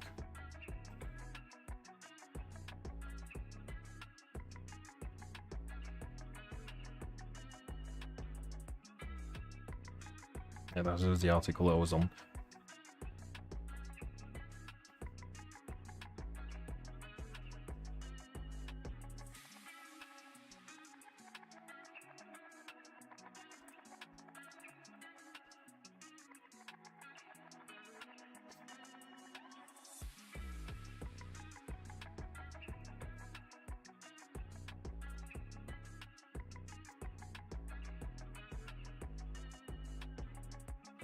So what scavs wear?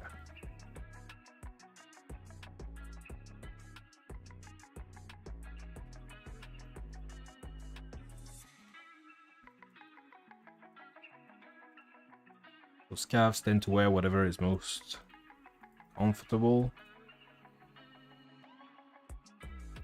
and practical.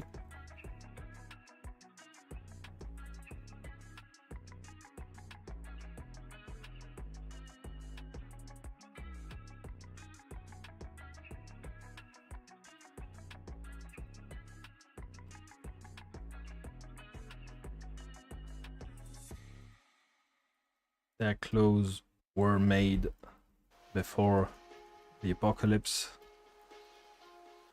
so they can be a bit dusty and dirty.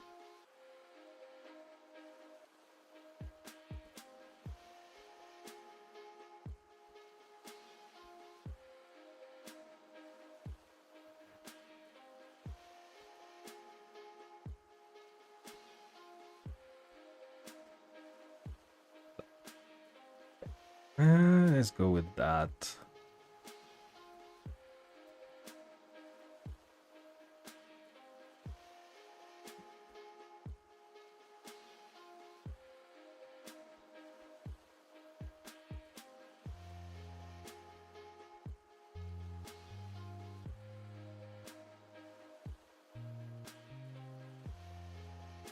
They wear whatever they can find in the ruins.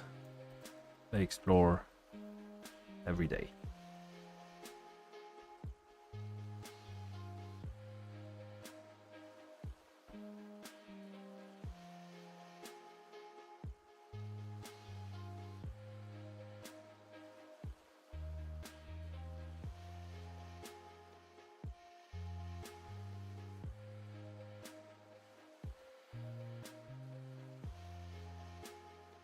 Let's go with one image from this, and I think the other images I'm gonna use salvage bunk.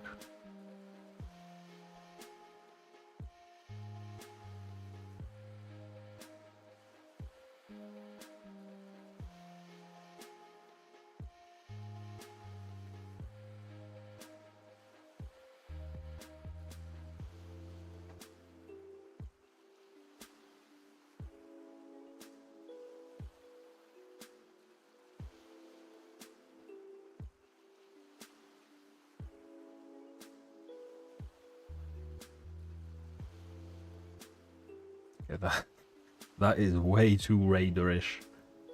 I'll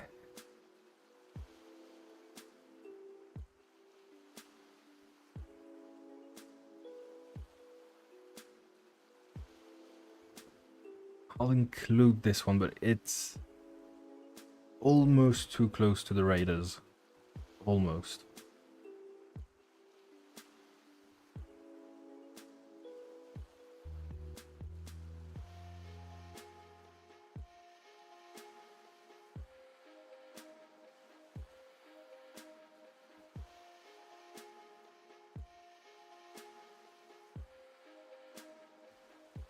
Then for the rest, I'm gonna ask Google. So, cyber grunge, is there more of this?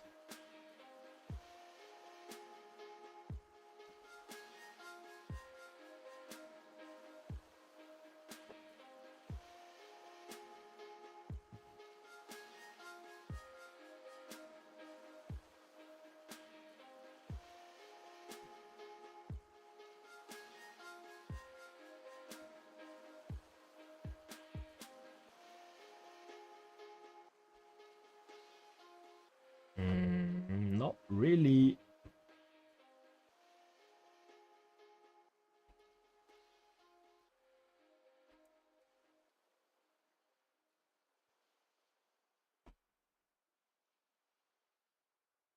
Oh, this one is brilliant. This one is the exact vibe. There's this guy, you know, like wearing like a denim vest, some jeans, and some goggles to protect you from the sun, and some hand wraps to protect you from mutant snakes. I don't know. Probably gonna need to make these a bit smaller to make everything fit on one page.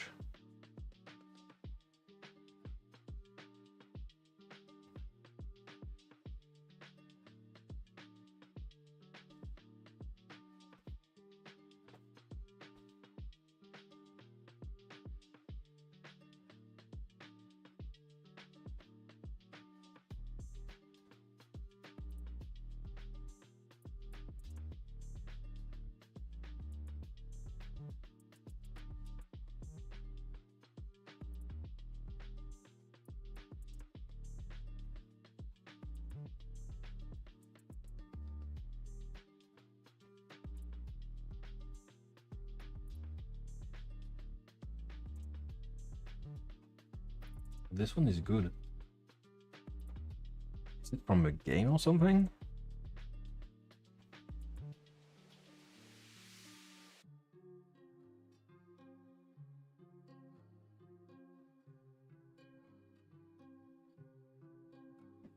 I'll get rid of this because I wasn't super happy with it. Now I have this guy.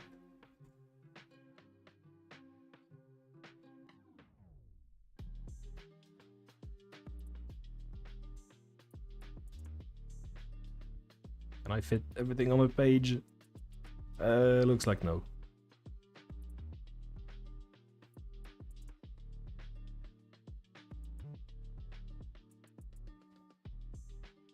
Okay, why is it jumping to another page?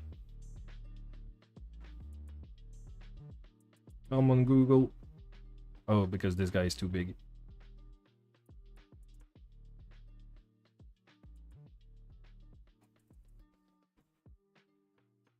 Okay, so like this it fits.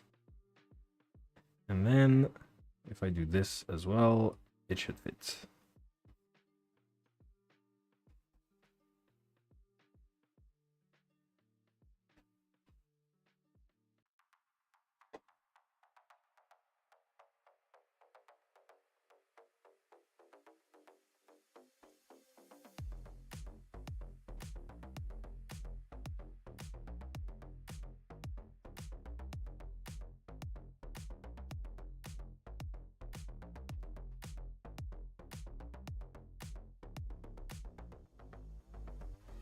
I'm just gonna add one last one, I think.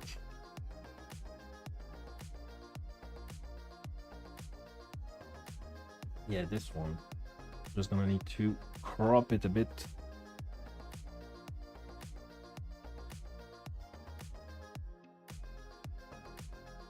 To focus on the outfit.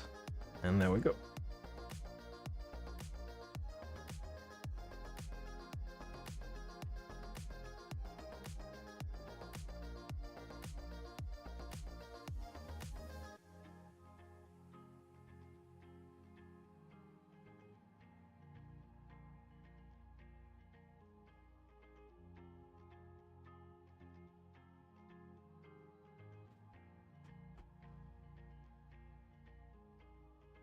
Okay, that's good. That's the normal survivors who are trying to rebuild everything. And that's those who don't. That's the raiders.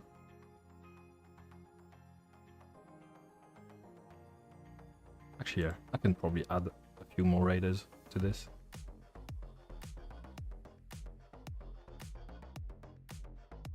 This guy was great.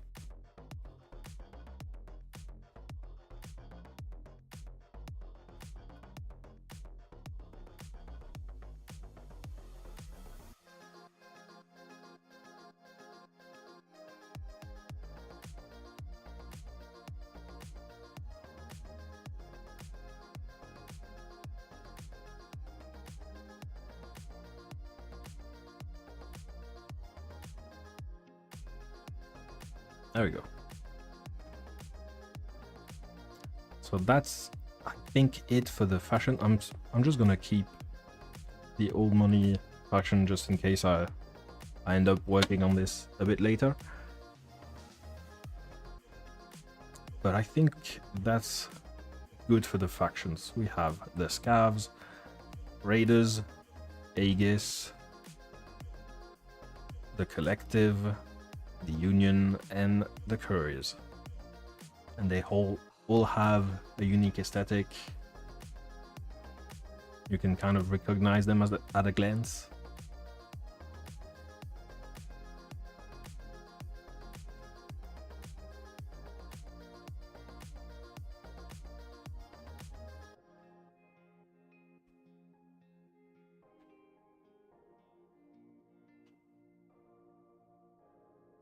Look at these young folks moving images in their documents without destroying them.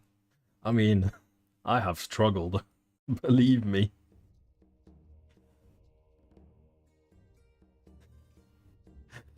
This is held by duct tape and good vibes, because otherwise I have no idea how this works. Let's go to the architecture, I think.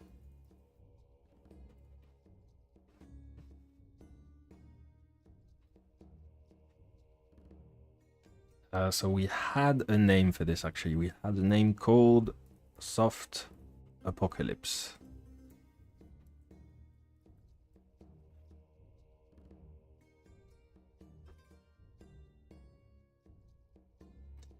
This has actually changed since I started working on this thing. I used to have it set up so the sky was covered in volcanic ash, so there was not a lot of vegetation, everything was kind of dead. Nowadays, it's very different. I've talked about this a bit on Discord, but the idea is there's this thing. I'm gonna see if I can find an image of it. There's this thing called the Red Forest around Chernobyl, where... Oh yeah, I have a good image of it.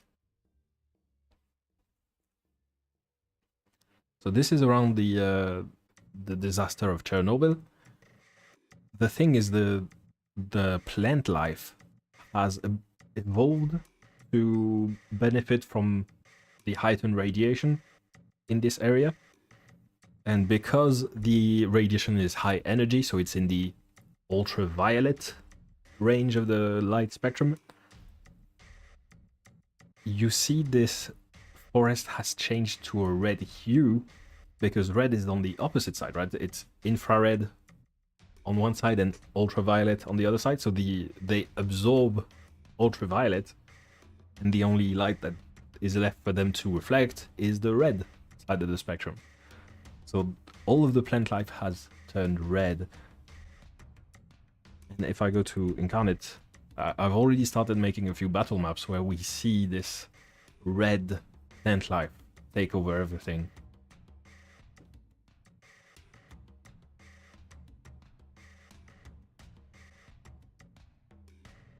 And that is both... No, not edit map, that's gonna make my computer crash. That is both way more unique of an aesthetic, I think. And also a little less depressing. Because there's still plant life, it's just it looks a bit unique and different.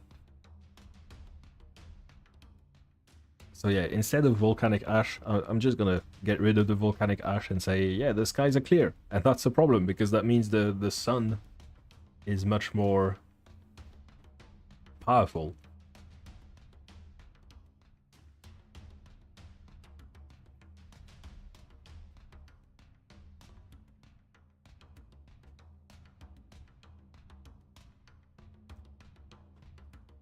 So earthquakes have wrecked a lot of the infrastructure.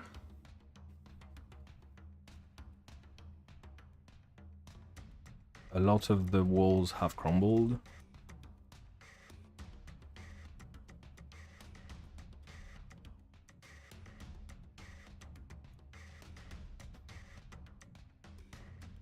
Do I still have it? No, that's just a word, crumbled. Vegetation has taken over the ruins.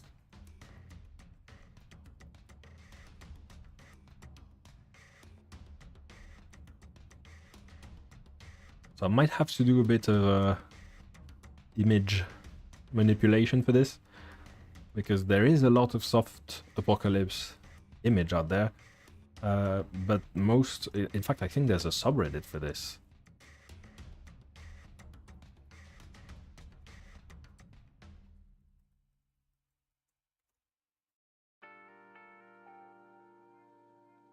Let's go to old Reddit, because I have no idea how any of this works. Top of all time. Yeah, there's a lot of great soft apocalypse art. I'm just gonna get rid of this as well, because I don't need it.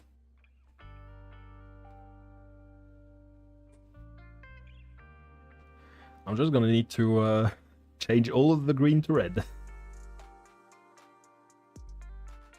the Suzume cover art.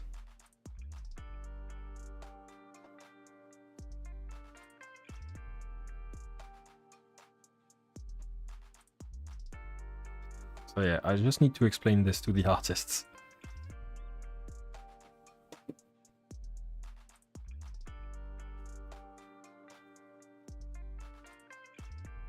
What is up? Hello, Matrix. Today we're doing an art bible, so that's the document you send to artists whenever you commission them, so that they can respect the vibe and the aesthetic that you're going for. Maybe understand a bit about the lore so that they don't make something that clashes with what you're trying to do in your book. So that's usually a document you don't really get to see, but I figured it might make for a good stream to show people what that kind of document might look like.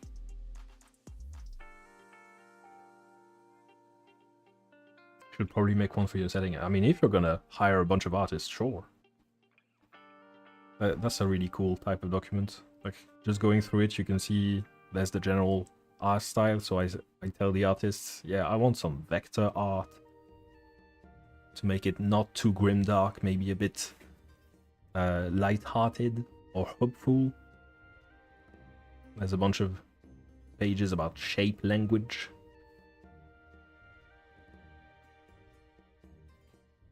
Then right now we're on the architecture part, but just before that we did all of the fashion, which is probably the most fun for me. Just to make some cool looking people for the player characters and for the NPCs.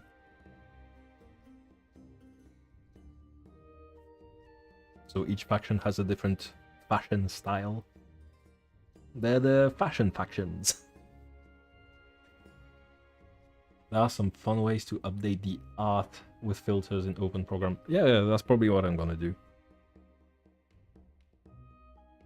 So yeah, for the architecture, well, let's go with soft apocalypse. So I just need to explain to the artists in case they don't know what soft apocalypse means. So earthquakes have wrecked a lot of the infrastructure, a lot of the walls have crumbled, vegetation has taken over the ruins.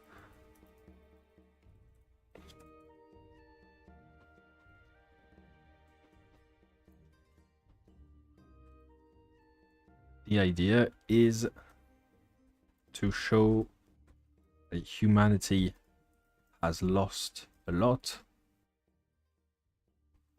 that the apocalypse was brutal, but then now things are peaceful. So if you've played something like The Last of Us, that's pretty much the prime example of what the soft apocalypse aesthetic, I think. And people are trying to rebuild.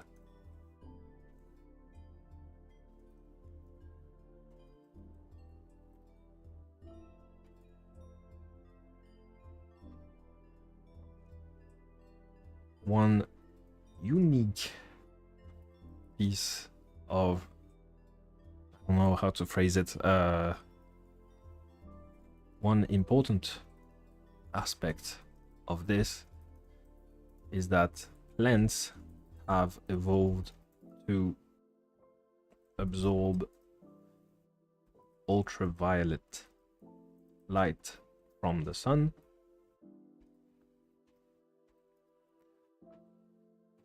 So instead of being green, they have a red hue. And then another piece of, I think, I'm not going to call this architecture, I'm going to call this like background or environment.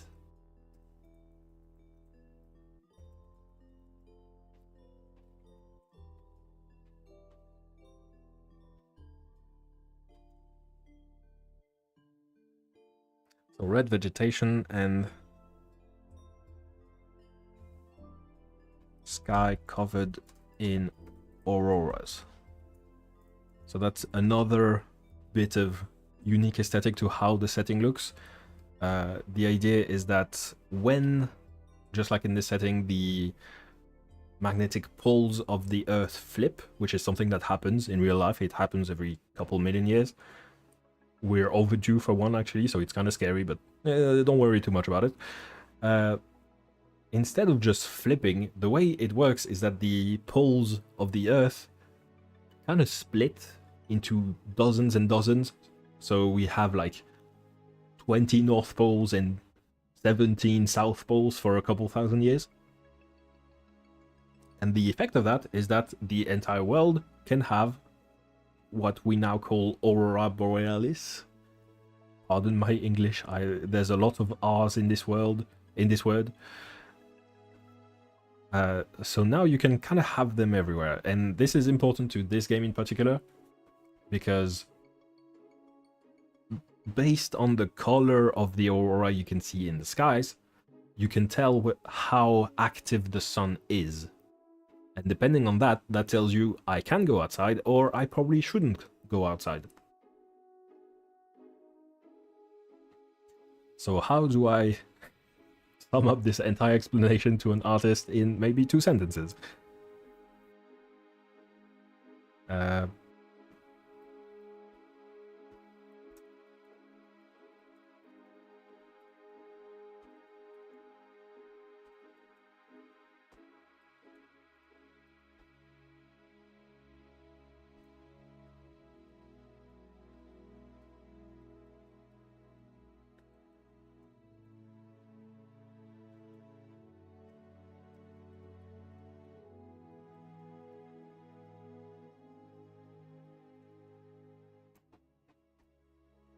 The idea is, if they're blue or green,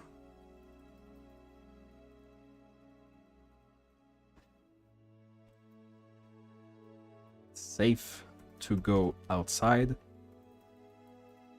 But if they're multicolor and the blue or green go shifts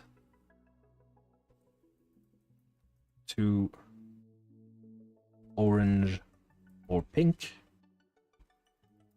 then this means the sun is highly active and it's unsafe to go outside.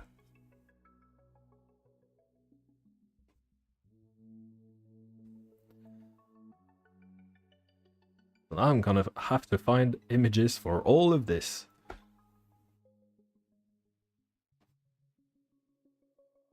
So maybe these 2 images I put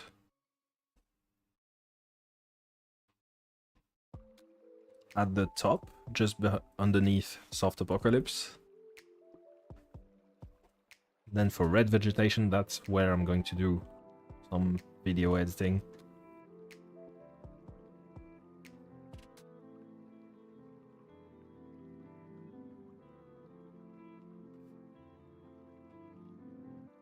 Let's go to Reddit, see if there's one which really fits.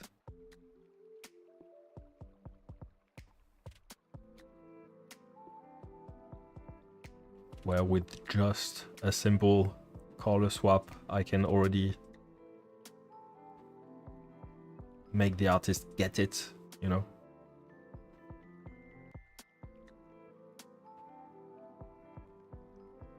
That is such a cool image. Like, you see the survivors and the world. Let's see how it looks if I switch the green to red.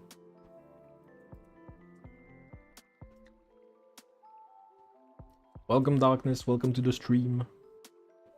We're doing some art direction, technically, today.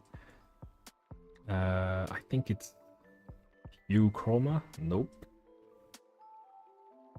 Hue saturation, that's the one.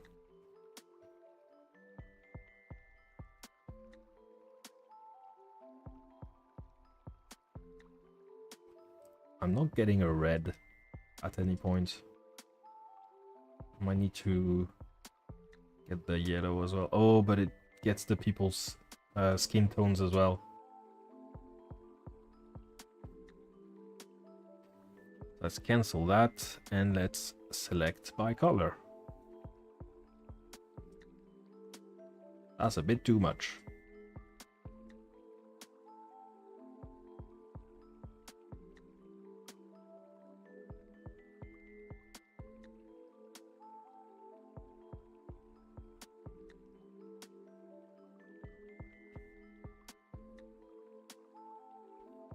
Okay, let's see how it looks like this. So hue chroma.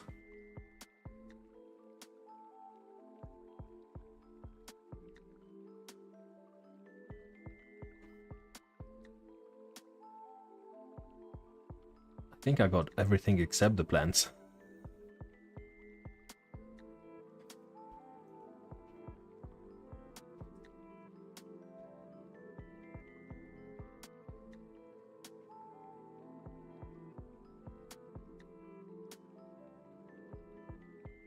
Okay, should have gotten basically just the plants. Let's see how it looks.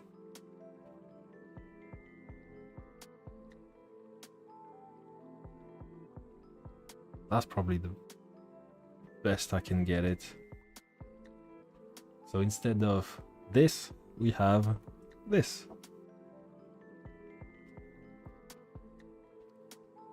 I'll include it and maybe replace it with something better later.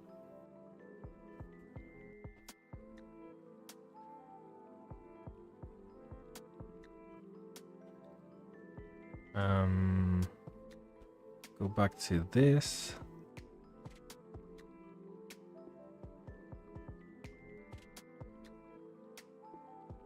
Oh, that's a real village in real life.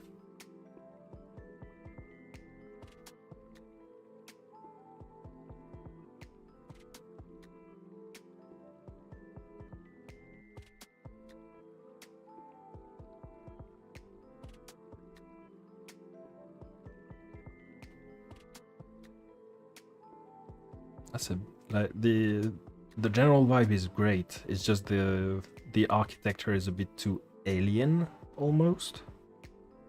Like if it was regular boring skyscrapers, I think that would be a perfect fit.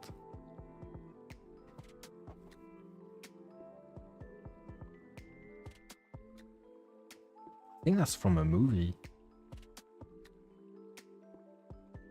The Bubbles movie where people jump and fly, and it's kind of silly. This one is great. Let's try to see how it looks in red.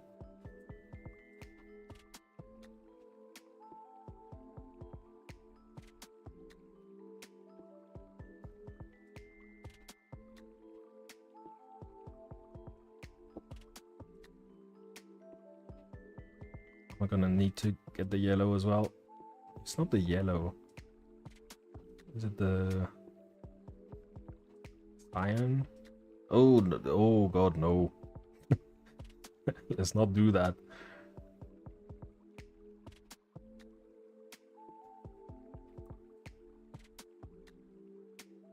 Nope. Trying to get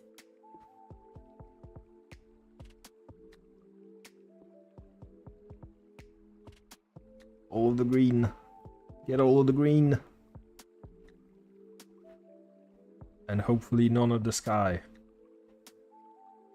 Okay, I think that's good enough. Oh, just maybe this.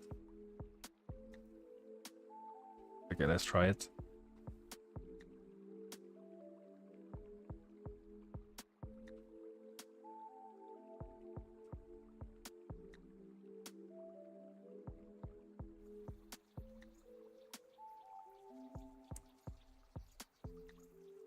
I don't know, that creates too many artifacts. Like it's not recognizable as vegetation anymore.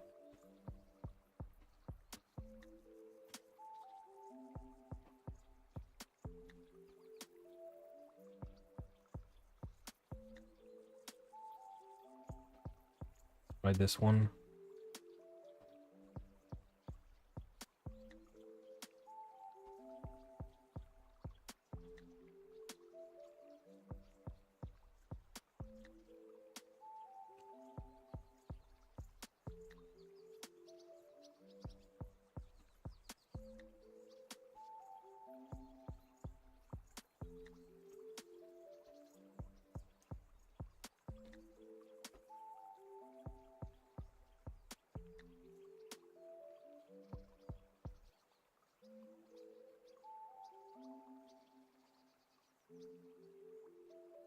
Let's see how it looks.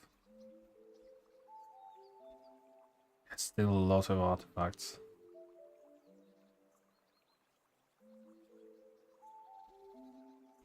I think I'm kind of okay with it. I don't think I'm gonna get much better without actually hiring some artists here, so it's fine. Almost looks like collected rust. Yeah. I managed to make it look pretty good on the actual battle mouse, I think. But I have a whole lot more control. Like, I can color the individual assets and tokens on it.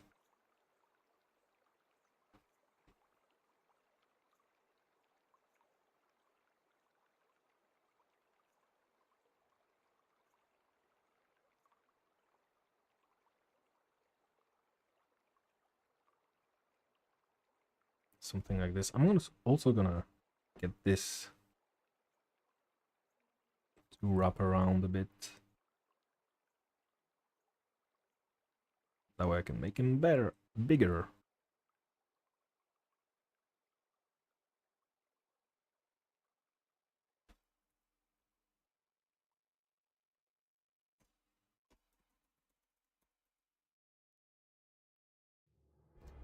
And then I just need some images of some Aurora Borealis.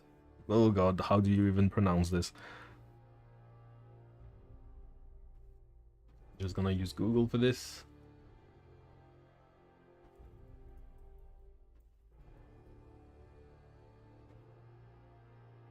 I also need to tell the artist that the blue and the green need to be at the bottom, always. If they're multicolor and the blue-green, the bottom shifts to orange-pink at the top, then this means the sun is highly active. This is actually something we can do in real life. It looks like Google Images is pretty safe for this, so let's go with... The idea is that if the sun has a pretty weak intensity, then only the lower parts of the atmosphere actually react to it, so the more dense parts of the atmosphere. But then if the sun is highly active, then you get something like this, where the upper part of the atmosphere also react, and because it's less dense and it has a slightly different composition, then it has a slightly different color as well. So green, oh cool, green and then some pink, you should start to worry.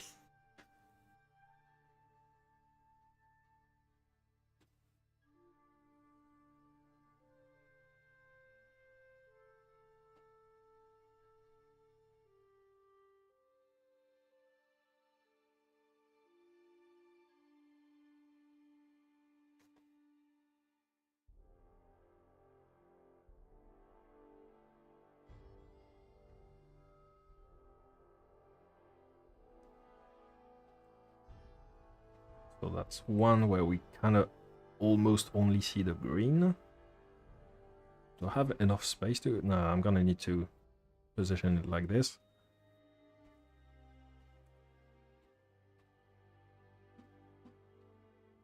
And then I need a second one where we see the gradient.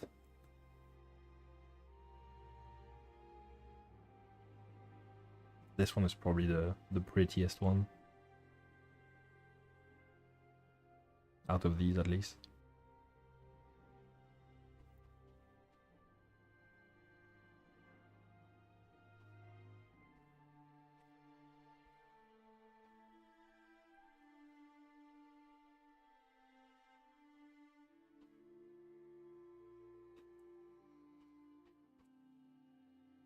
There we go. I think with this we have a pretty good idea of what the buildings look like, what the plants look like, and what the sky looks like.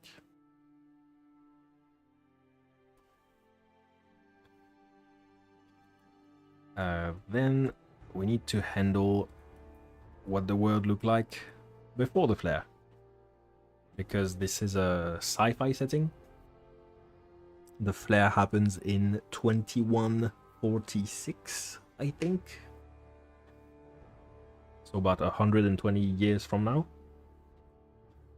And I had some good reference for this.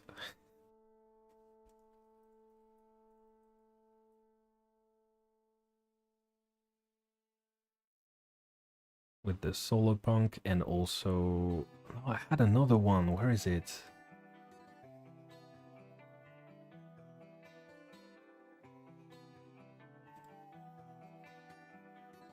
If I search for the Selfridges...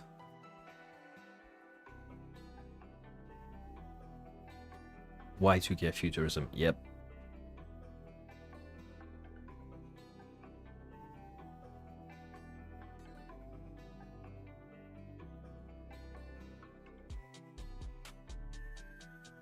Is there like, yeah, Y2K architecture, that's the one.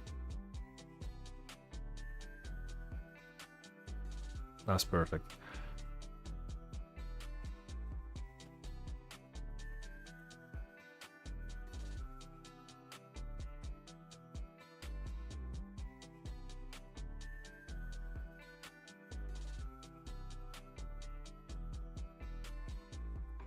Just to explain to the artist, in the setting, the flare happens in 2146.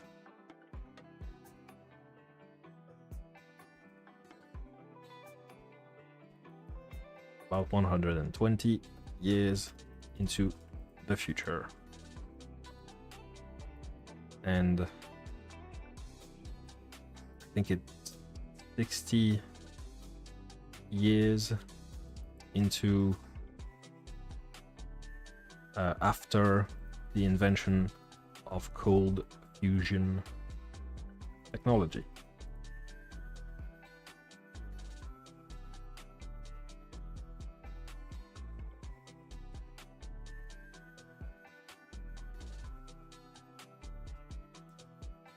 And holograms.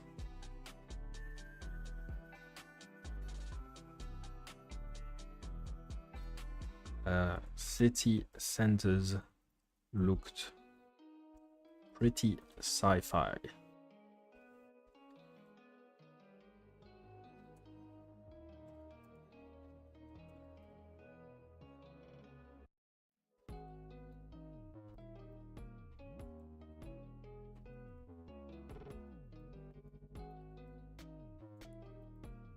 With architecture that features bold curves,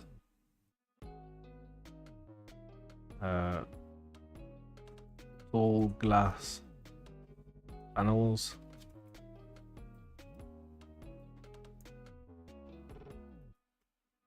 gravity-defying shapes, etc. I really need to get into the world building in my game too. I love building mechanics, with the world building stuff is really tough for me to get into. Yeah, it's... To me, I'm kind of the same. If you watched any of my videos, like, most of my world building is very laser focused on how can I get players interested in this. So for putting a book together, it's not great for me to be that focused on the mechanics. Like, if I go to the entire lore I have for this, it probably fits in about 10 pages, I think, right now. That is all of the lore I have. And a lot of this is still under construction. Meanwhile, the mechanics are pretty solid, and they're like 100 pages also. So I have pretty much the same approach. The way I kind of look at it is, my job for the world building is more to build a foundation, and then I'll just hire some people who can write good. And then they can do it for me. If I just build a strong enough foundation that they have stuff to work off of, it's going to result in a book that should have some good lore in it. But yeah, I'm very much surface level when it comes to world building.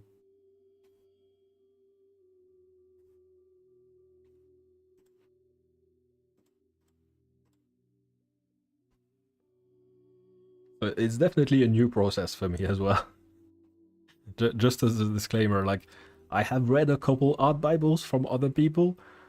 I'm trying to do it in a way where I think is going to be useful to the artists I end up hiring, but I have no idea, and it might completely suck, to be clear. Like, this 15-page document might entirely go to the trash bin if the artists tell me that it's completely useless and just like distracting them from the work they need to do. We'll see. But at least I think it has potential to be useful. So let's just, I think these 4 examples they have are very good. So I'll just copy paste a lot of them.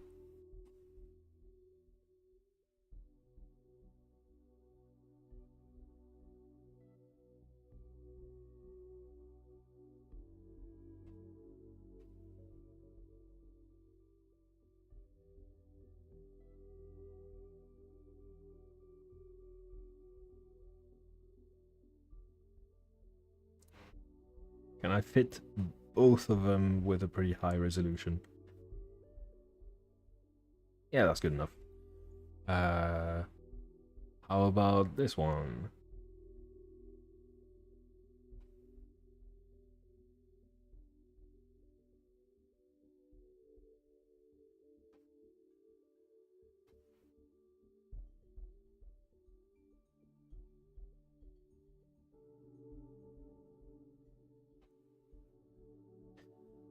I'm kind of worried about one thing, which is I wouldn't want the artist to use these exact buildings as reference. Like, I don't want the Selfridges Tower from Birmingham to appear in an art piece, like in an illustration, just because architecture is technically art, and like there's a lot of copyrights for this. Like, the architect for this owns the likeness of the Selfridges Tower, so I probably need to add like some kind of a disclaimer where I instruct the artist, hey, maybe just kind of draw like a doodle of a weird looking building, just don't copy something and get me in trouble.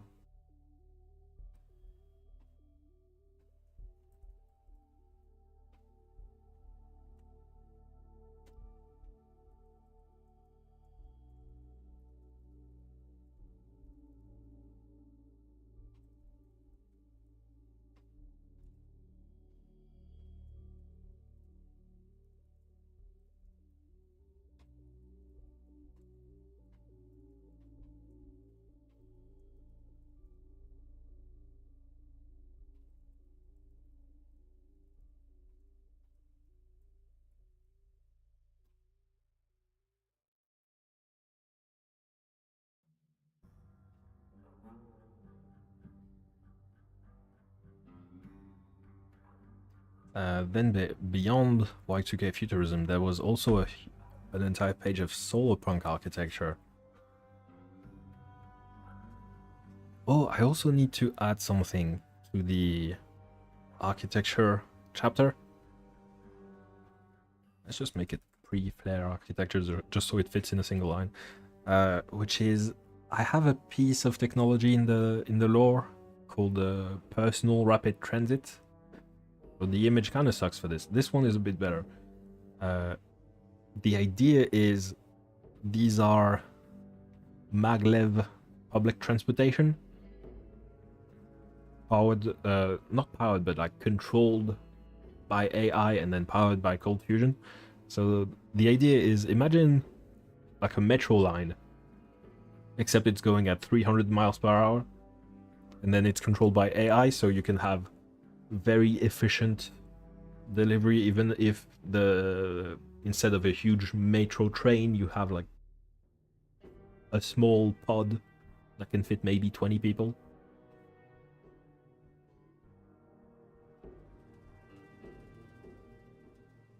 So I think I need to make sure that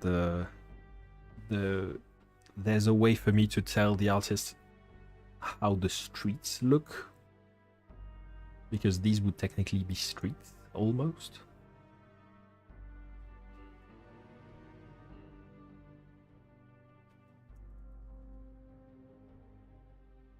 This one is great, but the actual city is in the background. This one is a bit too cozy.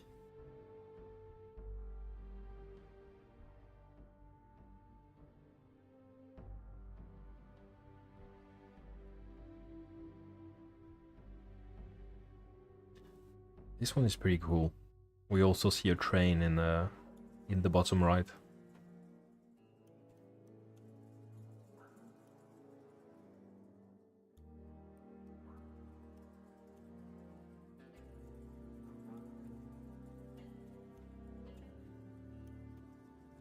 So I'll just include this guy.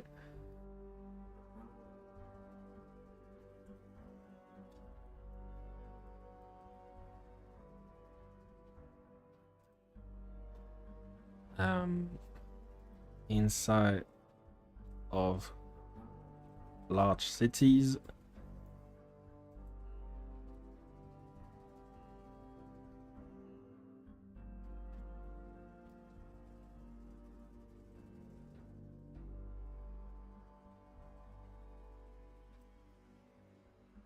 there are paths for pedestrians and elevated rails for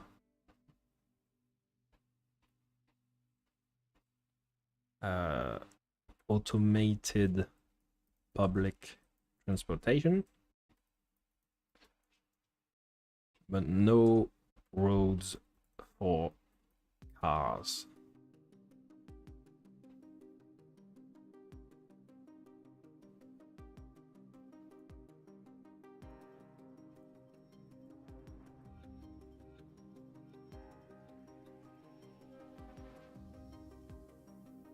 Are still roads in smaller cities and villages. So the idea is, yeah, these public transportation thingies, they've kind of taken over big city centers.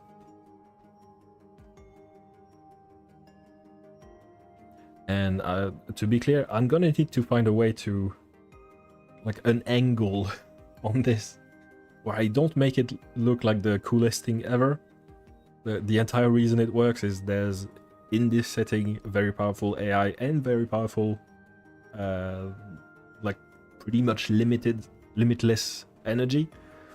But I don't want to make it sound like it would be practical in the real world, because there's a lot of grifters and, like, tech bros who want to sell you what is basically like the hyperloop and stuff like this. Yeah. This type of thing sucks if you don't have, like, sci-fi technology powering you.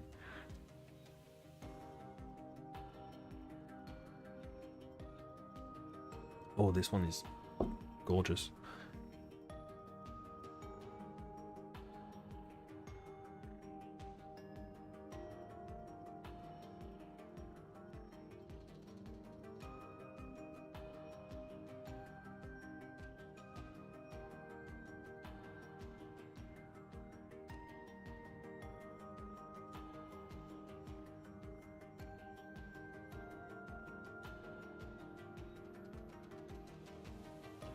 Let me go to Google, because I think there's a good example of this in Night City from Cyberpunk.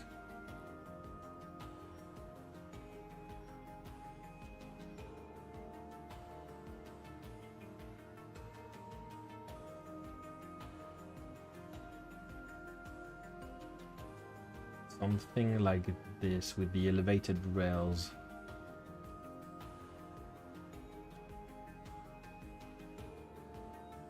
See if there's a better looking image. I kind of want to see, like, a web of rails up in the air. That would be perfect.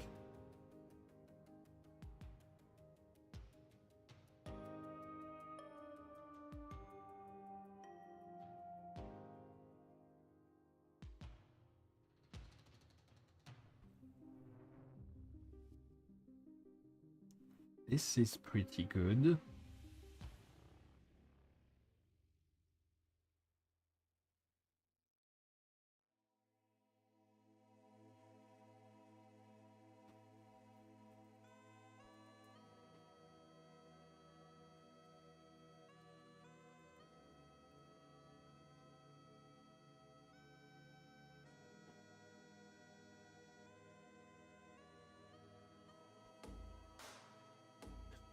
Oh god, what is this?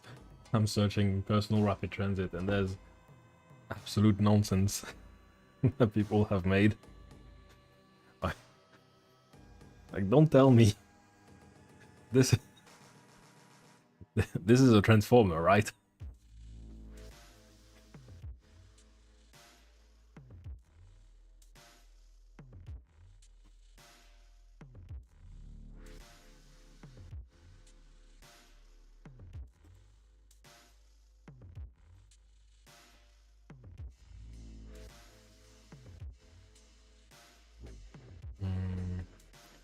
Just search sci-fi city.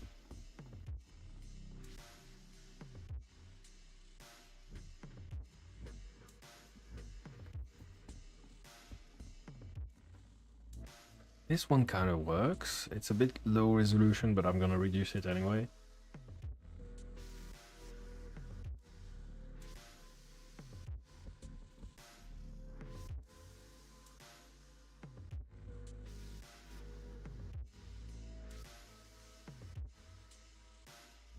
Oh, this one, I think is perfect.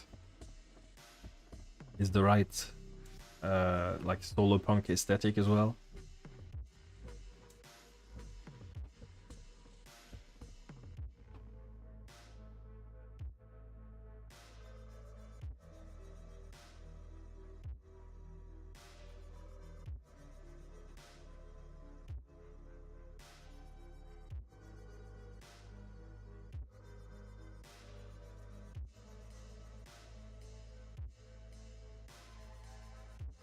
Looking for other ones just to illustrate what it might look like. Actually, I think I'm just gonna include the stock art I already have for this, because I think it might be the best image I've seen for what I want this to look like. And it's also in the right art style as well, like the vector style that I want for this book.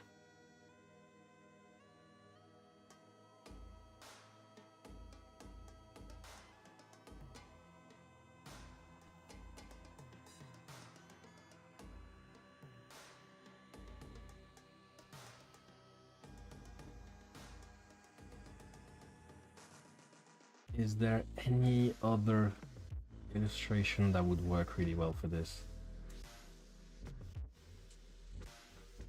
Oh, I think that might be the city from Starfield, I think, with the huge weird tower in the middle.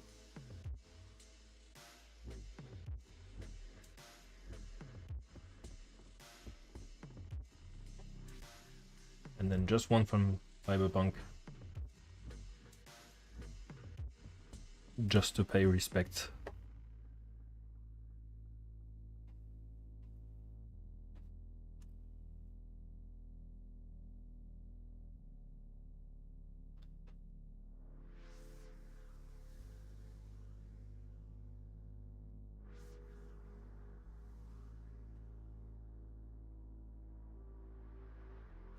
Okay.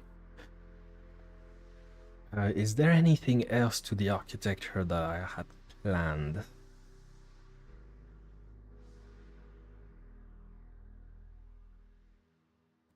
should probably just add something like for other than the city centers, what the world looks like.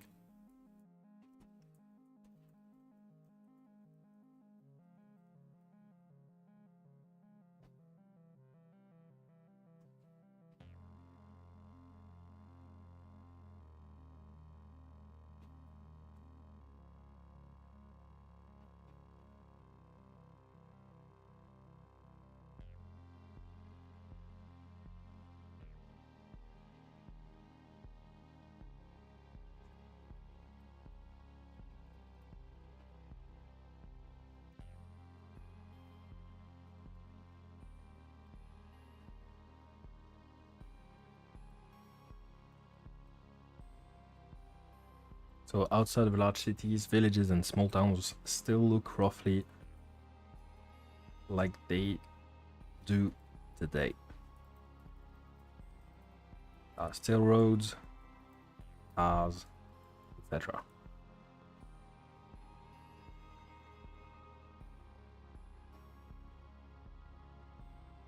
If the technology isn't widely trusted in your setting, it might make more sense for the railway was like 1 or 2 circles that run through high rises rather than a web of tubes.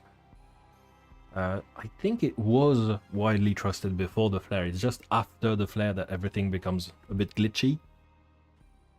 So that's when people start not trusting it as much. But yeah, before the flare, it was like a golden age where there was the fusion energy revolution, etc.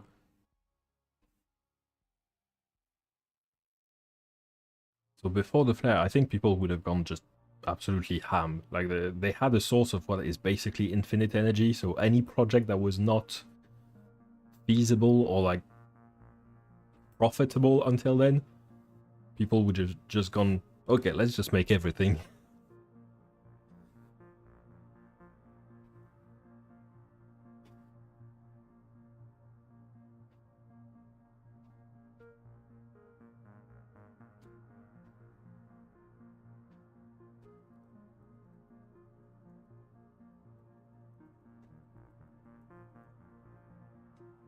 And in regular towns and villages, you would also see like traditional architecture. So like if you're in a European village, you would see some European style architecture. If you're in a Japanese village, you would see some Japanese architecture, etc. Like it's pretty much only the city centers, I think, which would have had this explosion of sci-fi nonsense.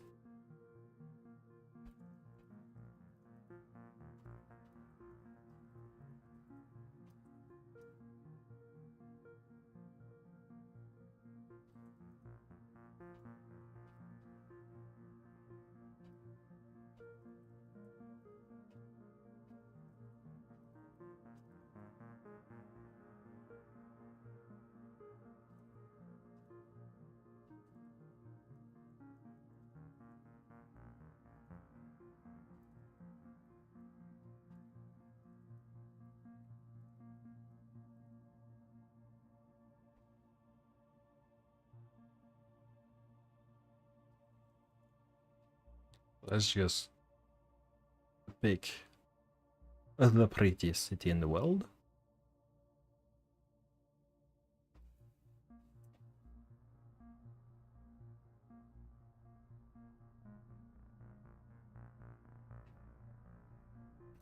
Then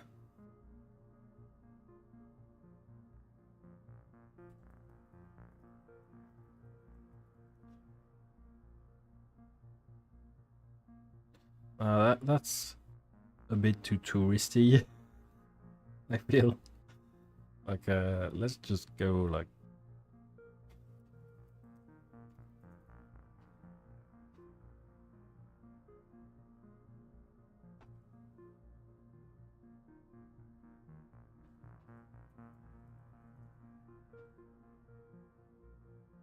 yeah, something like this. That's perfect. That's very modern, but not to the point where you go, okay, I could have like an episode of Star Trek in this.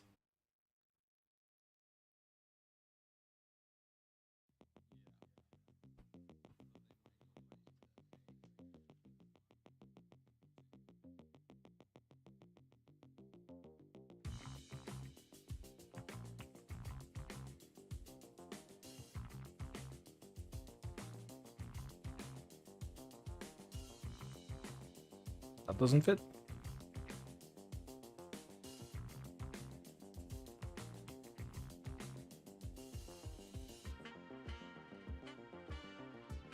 Yeah, it fits.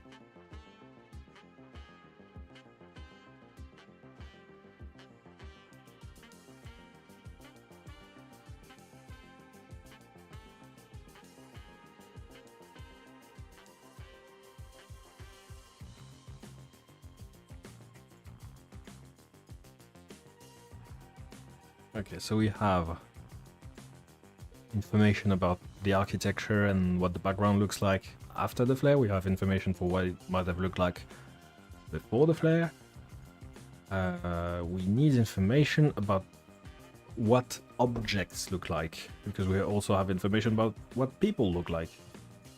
So it's pretty much just objects that are left.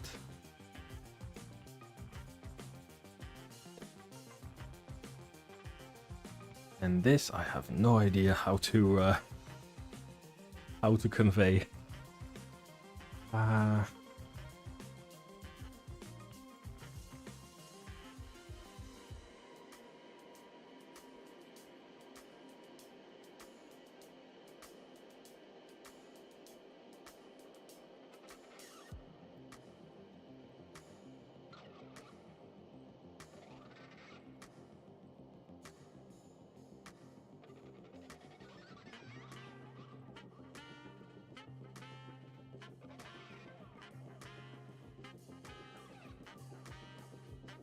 So I know I'm gonna need a chapter about hard light just because it's really important to this setting. So hard light is a type of hologram that is solid, can be touched, walked on, etc. It's used in architecture. How do I phrase this? The idea is like, this is a material that is practically indestructible, because if it gets destroyed, you can just remake it, like reproject it. So it's used in a lot of applications where you need something to be very sturdy.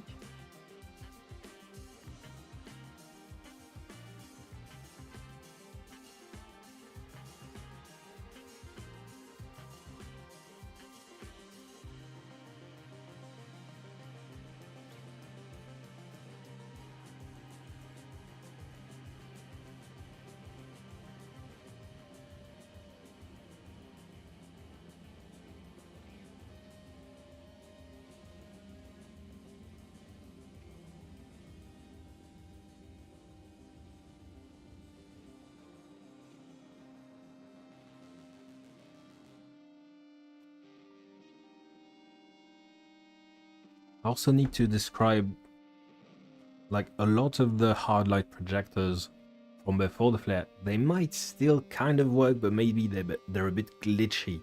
And I know there's a great example of this in the second game of Horizon.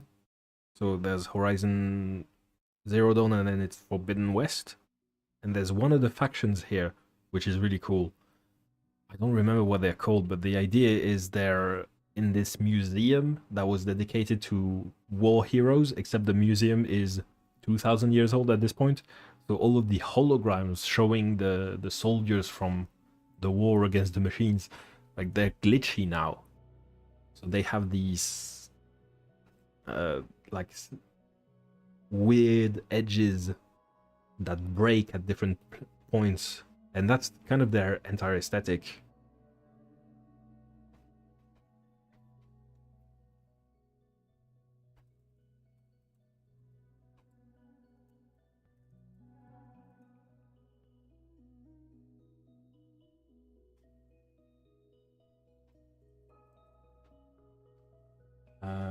Can I find...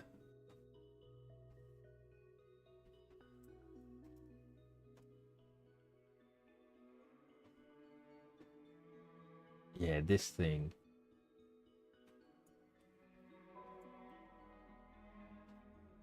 So you see they're kind of like zigzaggy, and because the people don't really know what this museum used to stand for, they think it's like ghosts and spirits, and because of that, like, they have built an entire culture around like building these zigzag, or like painting these zigzag patterns, like they're kind of a war paint type of thing. The art direction for this game is so good.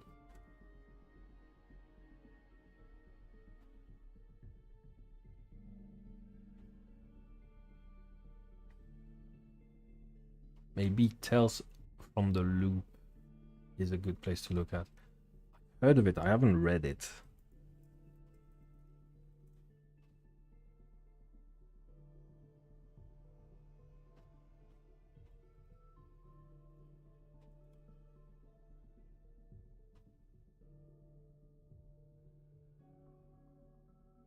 I know it is like weird sci-fi.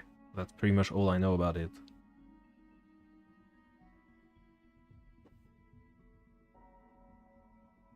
Yeah, this is what you can make your game look like if you have actual art directions.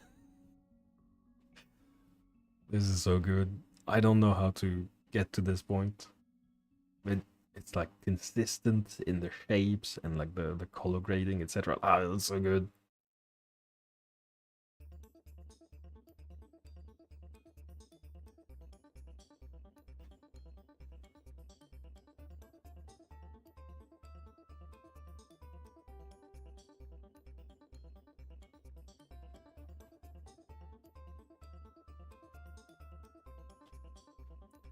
So after the flare, some hard light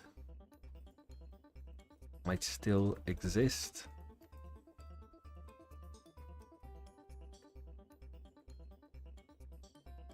But in a glitch state where it's not exactly the right shape, the shape it's supposed to be.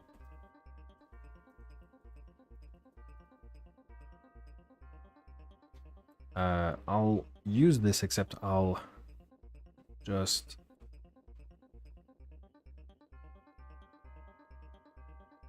focus on the actual hologram.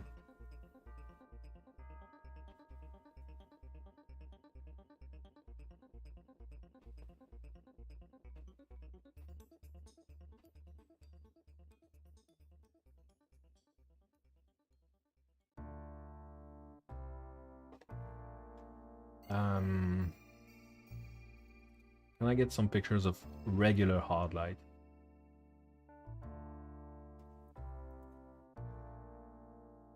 Yeah, perfect. Some screenshots from Portal. That's exactly... that's perfect. Let's just copy paste it. Can I find this except bigger than 300 by 150 pixels?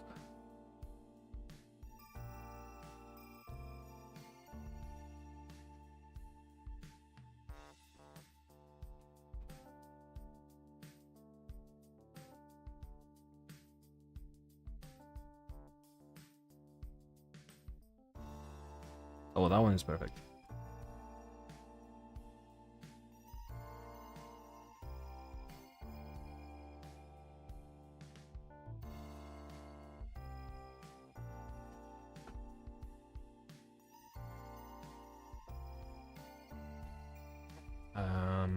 Can I get like some kind of holographic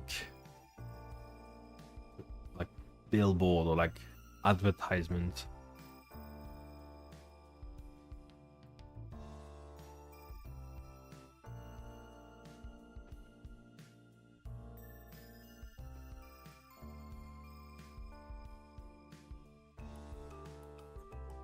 In like a cyberpunk world.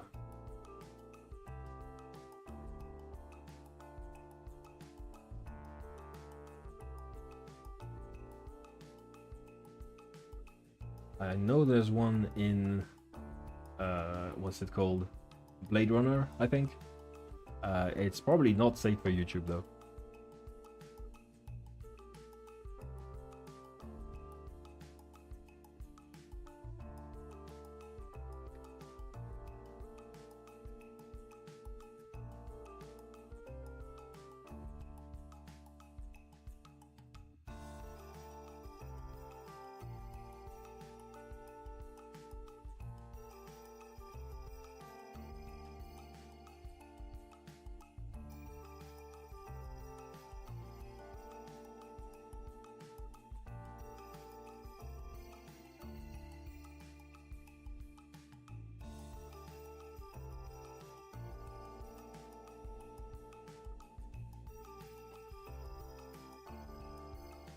So that's what hard like looks like.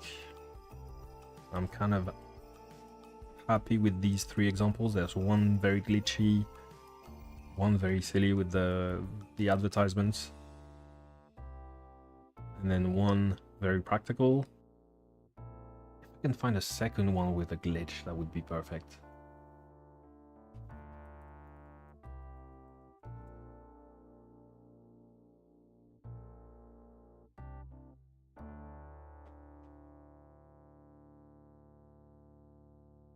Oh, another one that could be cool to include would be in Borderlands there's this soldier guy who can deploy a turret with a hologram shield in front of it.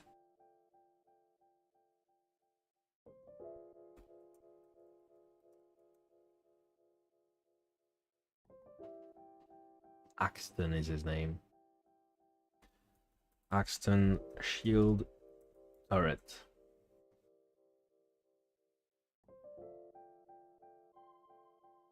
Apparently it's called Phalanx shield turret.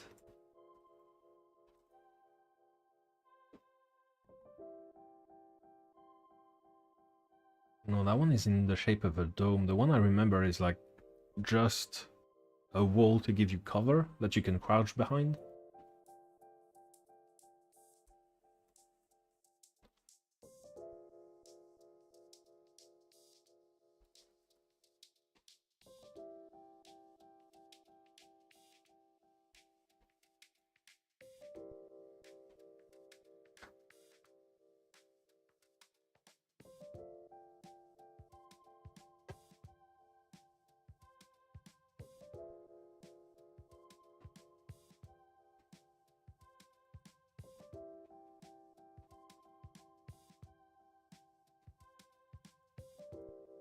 I search a force field, maybe.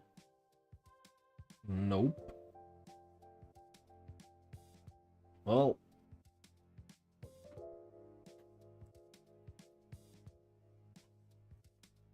if I search without Axton, maybe. No, still no.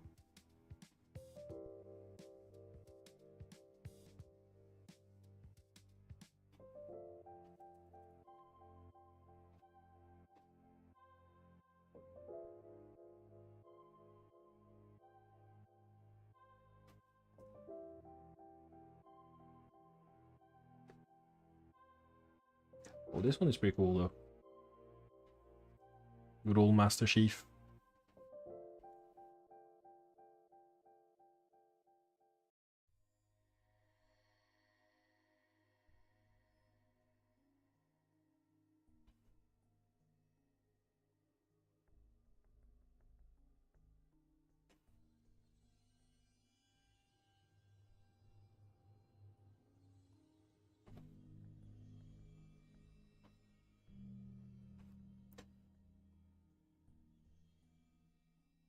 Yeah, I just need one more with a glitch. And I think it'll be perfect.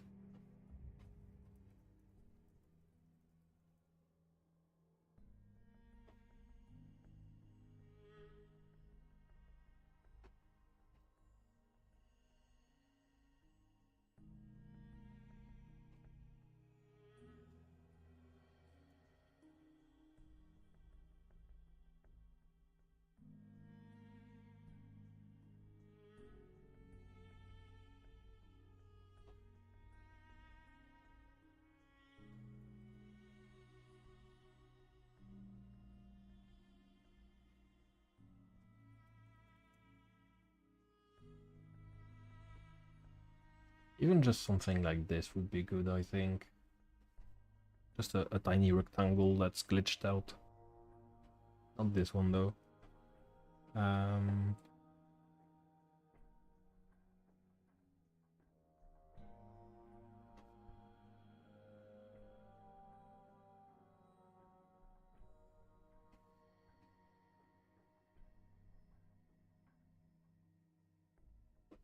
Just to give the artist the vibe.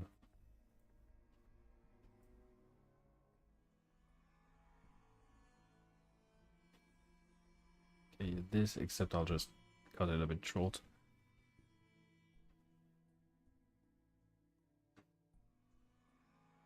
Just so it takes less place on the page.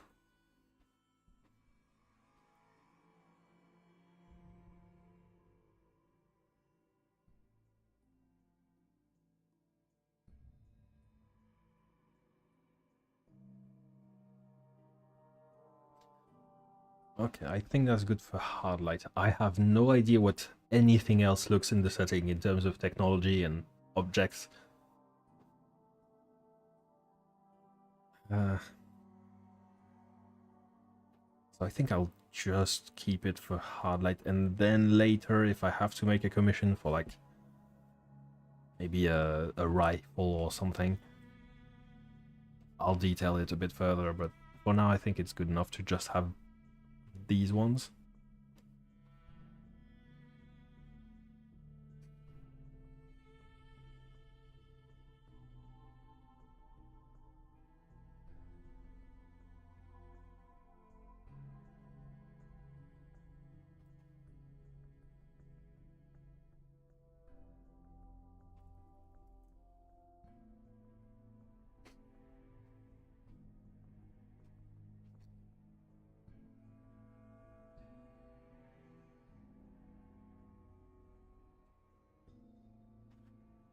So we have how people look, we have how objects look, we have how the world looks.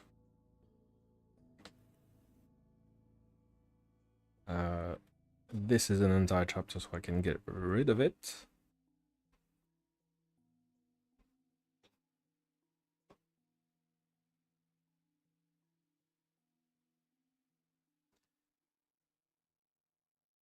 I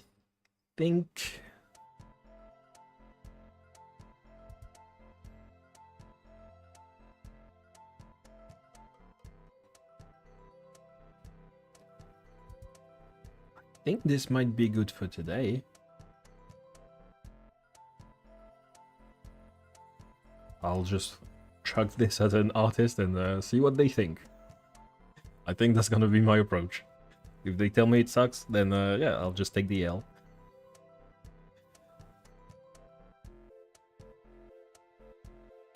But at least I have like a pretty good document as a starting point to then have a conversation, at the very least.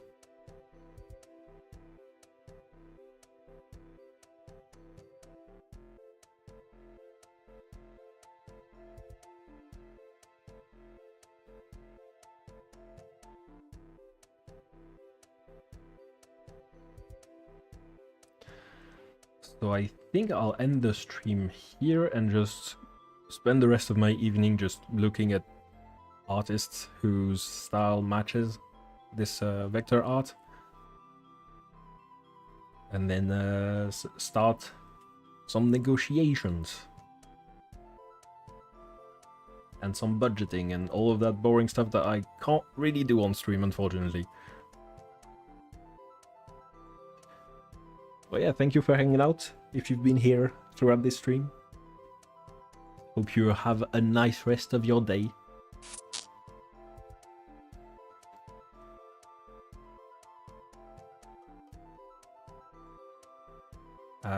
Next stream, I'll probably go, unless I already have handled it.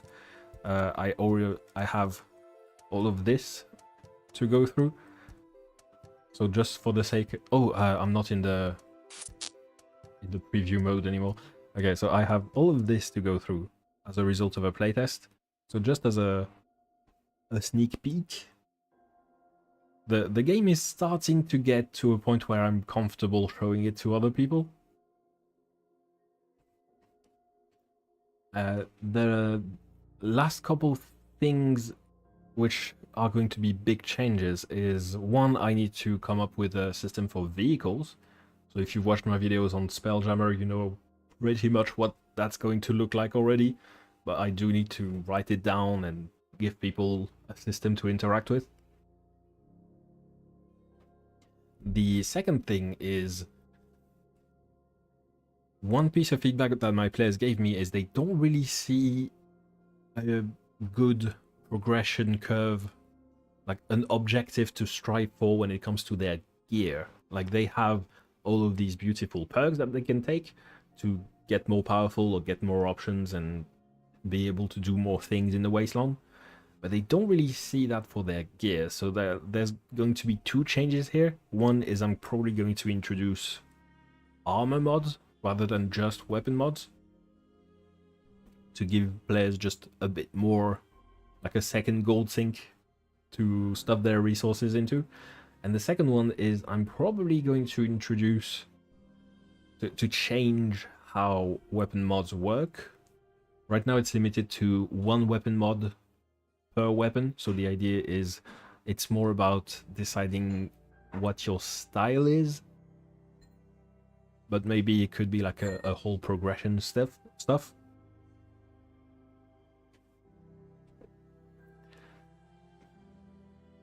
And maybe also introduce like unique weapons in a category that would be separate. So here I have the list of objects for the players, but I also have a section for running the game, and maybe I'm gonna have some unique items here that the players wouldn't have access to, but the GM could have access to. So that's the main, like, big things that need to happen, I think. But yeah, next video outside of that should come out in, I would say, a week to a week and a half.